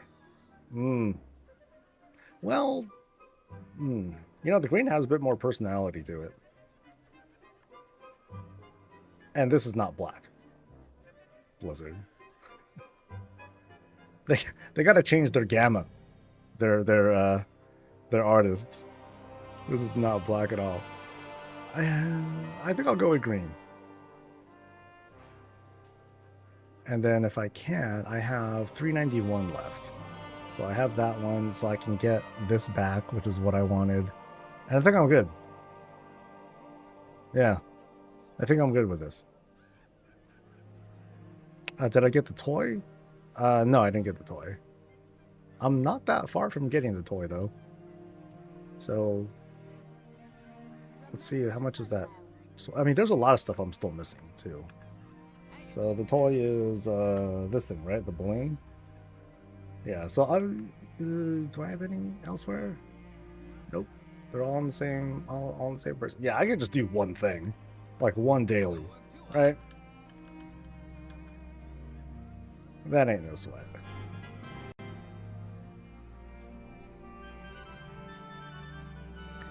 Did I get the blue and basic stuff? No, not really. Like, I'm gonna try to, but dude, yesterday I just shut the fuck down. I was just playing Diablo all day, almost. I was cleaning too, but I was just playing Diablo all day. I'm like, all right, let me get the season binge in while I can, because I'm not going to be able to play much of anything after this week. So I'm like, all right, let me get my satisfaction in Diablo while I can. Which I feel kind of bad for, but oh well. Only thing I've seen that's really black are the tuxedo pants. I mean, those are fairly black. And then there's like some pants that are from Shadowlands that are fairly dark. And I don't see anything. That's weird. There we go. Pants. So like, so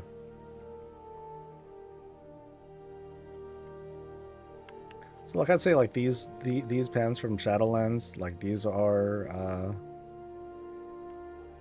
pretty dark. This one has a nice shine to it if you care for it. This one if you want a little bit of style to it, but then I'd say like this one is like the closest thing to like black pants, because otherwise, let's see. And then tuxedo pants are like this one. Yeah, I'd say those are like the darkest thing, because especially with the legs. Or especially when you get to the calves, that'd be the closest thing to dark. But then, because it has like this fake lighting effect, it looks brown too. So, trench coat's pretty dark as well. But it sucks that that's the sucky one. Okay, I forgot the name of it. Cause like this one's the cool one. Or, you know, this one's the cool one, but it's, you know, just a dark gray looking thing. And then otherwise it's this one. This would be like the other close one. But again, like you have like this fall lighting that's on it. And it doesn't go great with this brown lighting on these pants. So you'd have to go back to like what I was showing you with the Shadowlands one. Which is like somewhere.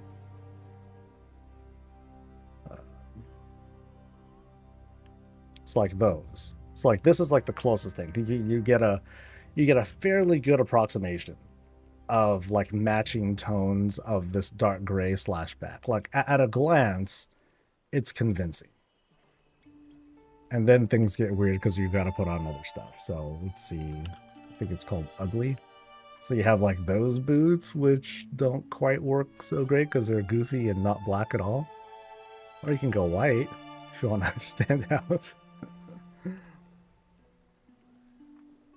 Refresh the colors and make sure things that are black are actually black, or just use one gold type. I don't know. I don't think I would want just one gold type. Because there's like Blood of Gold and there's Paladin Gold, and you know, and there's like different kinds. You know, there's so many different shades. And one thing that, you know, it's cool that Final Fantasy XIV does allow for dyes, but there's only so many colors as well.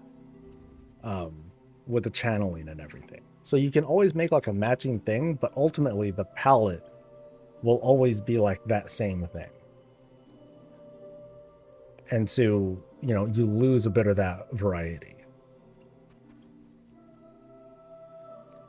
Blizzard doesn't like anything to match unless it's a set. There are exceptions. Like I say I'd say two standout exceptions to point out would include. Let's say I have a bunch of these now. So here is the here's like the tier. Here's the heroic tier for paladins as it is right now. But one thing that I didn't like the fact that the chest didn't have the 3D effects to it. But what you can do, at least, is at least for like a blood elf.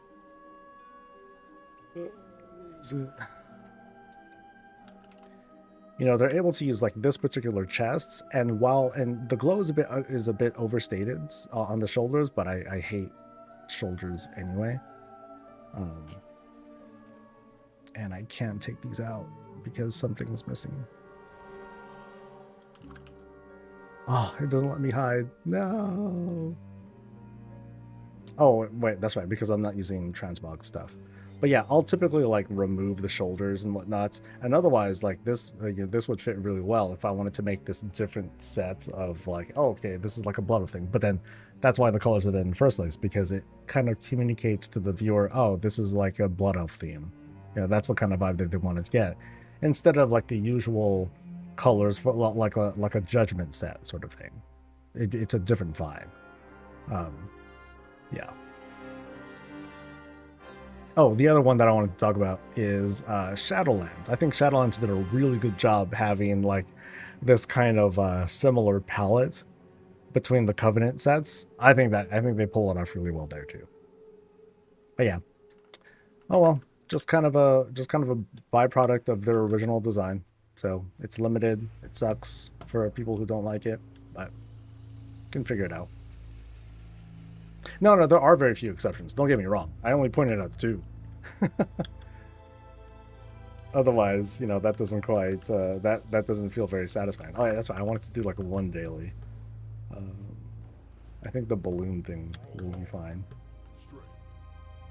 Collect brew bubbles. Just gotta fly.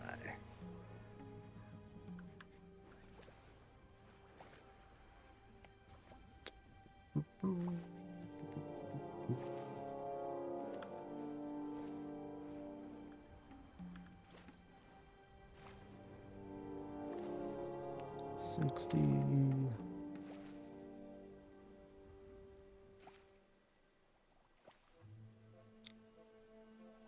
Boop. Boop. Oh, no. They're going away. All right. And this should be 10, right? Boop, boop, boop.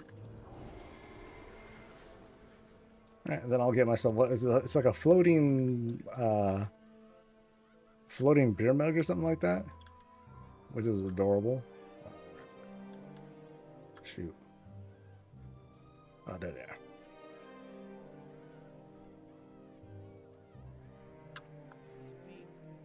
Not that one. Toy. Brewer's Balloon. We'll get it done. Yay! There it is. Summon and dismiss your brewer's balloon. Oh, it's actually kind of big. I thought it was going to be like this small little thing. Yo, that is almost intrusive. Okay, not really. But when I get, if I'm viewing up close.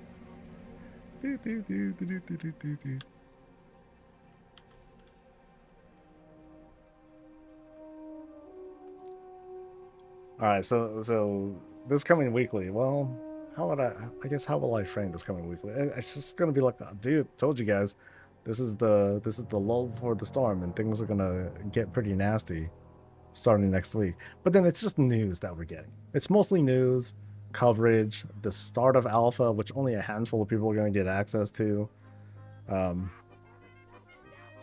but then not too long afterwards, the coverage is going to continue. We're going to learn more and more new stuff. It's going to be nonstop. Won't lose you in raid. Oh wait, where'd it go? Wait. Oh, hold on. Balloon. Do I like lose it after a while? Does it break and like go away? That'd be tragic. Yeah, because I didn't see a debuff for it. It'd be tragic if someone can like click and pop the balloon or something.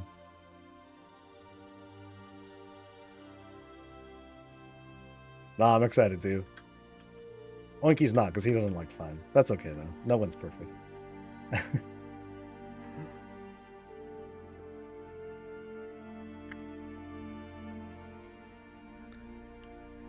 Okay, I'm curious to see to know how it disappeared. Like, wait, can I still? Oh, just mounting up, just make it go away. That'd be lame. Boop. And now, how about now? Haha. Oh. Okay, so can't use while mounted. But funny enough, it lets you use it while mounted. It just happens to like go away. Okay, what about Divine Sleep? Does that count? And then does it disappear? No. Let's go. You didn't know what happened to it? No, it just seems like you can't use it while mounted. Oh well. Yeah, because I would totally get on like a, flying mountain. Whee! But would that really work out for real? No.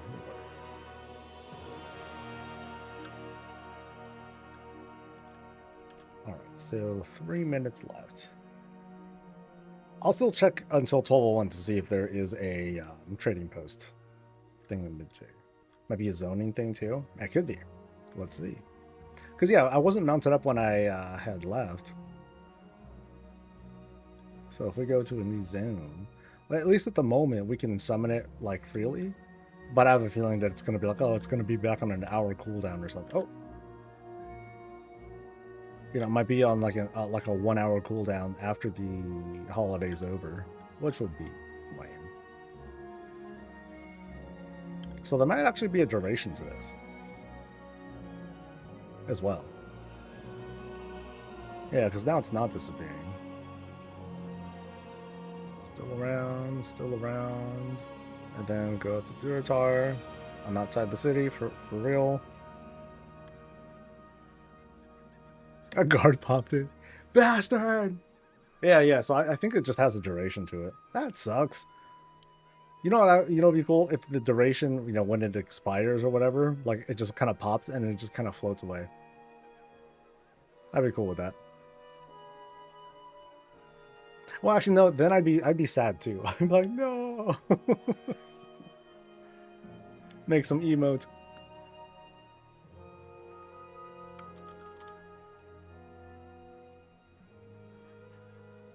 Yeah, let's see if it just has a hidden duration that we just can't see.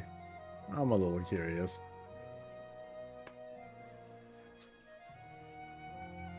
Otherwise, the end of another chill day. Next week, though, is going to be lit. Stay tuned. Hopefully I'll have a Demencia's kill to celebrate. And it's still not going away. How interesting. Maybe Nikhil's right. Maybe they did pop it. Okay, now it's going away. Alright, so it doesn't last too long. It's just weird like that, I guess. Yeah. That's a little odd. But, oh well. Alright, so yeah, we're still waiting for the possibility of a trading post thing. So wait on that. Guys, thank you, dude. I'm hoping. It would make for like a really appropriate milestone because it'll take that much pressure off for next week. Because depending on how we do on tonight, Like if we're close, I might just be like, you know, we're going to just extend and I want to get this thing over with and then we can chill. You know, it'd only really be me missing out on gear, but I don't care. I'm done gearing. I don't need stuff. And then we can just crush, do an achievement week end or whatever.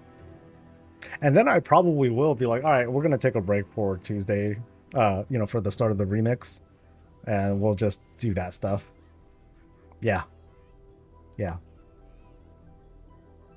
But a lot of it's going to depend on how things go tonight. Pressure.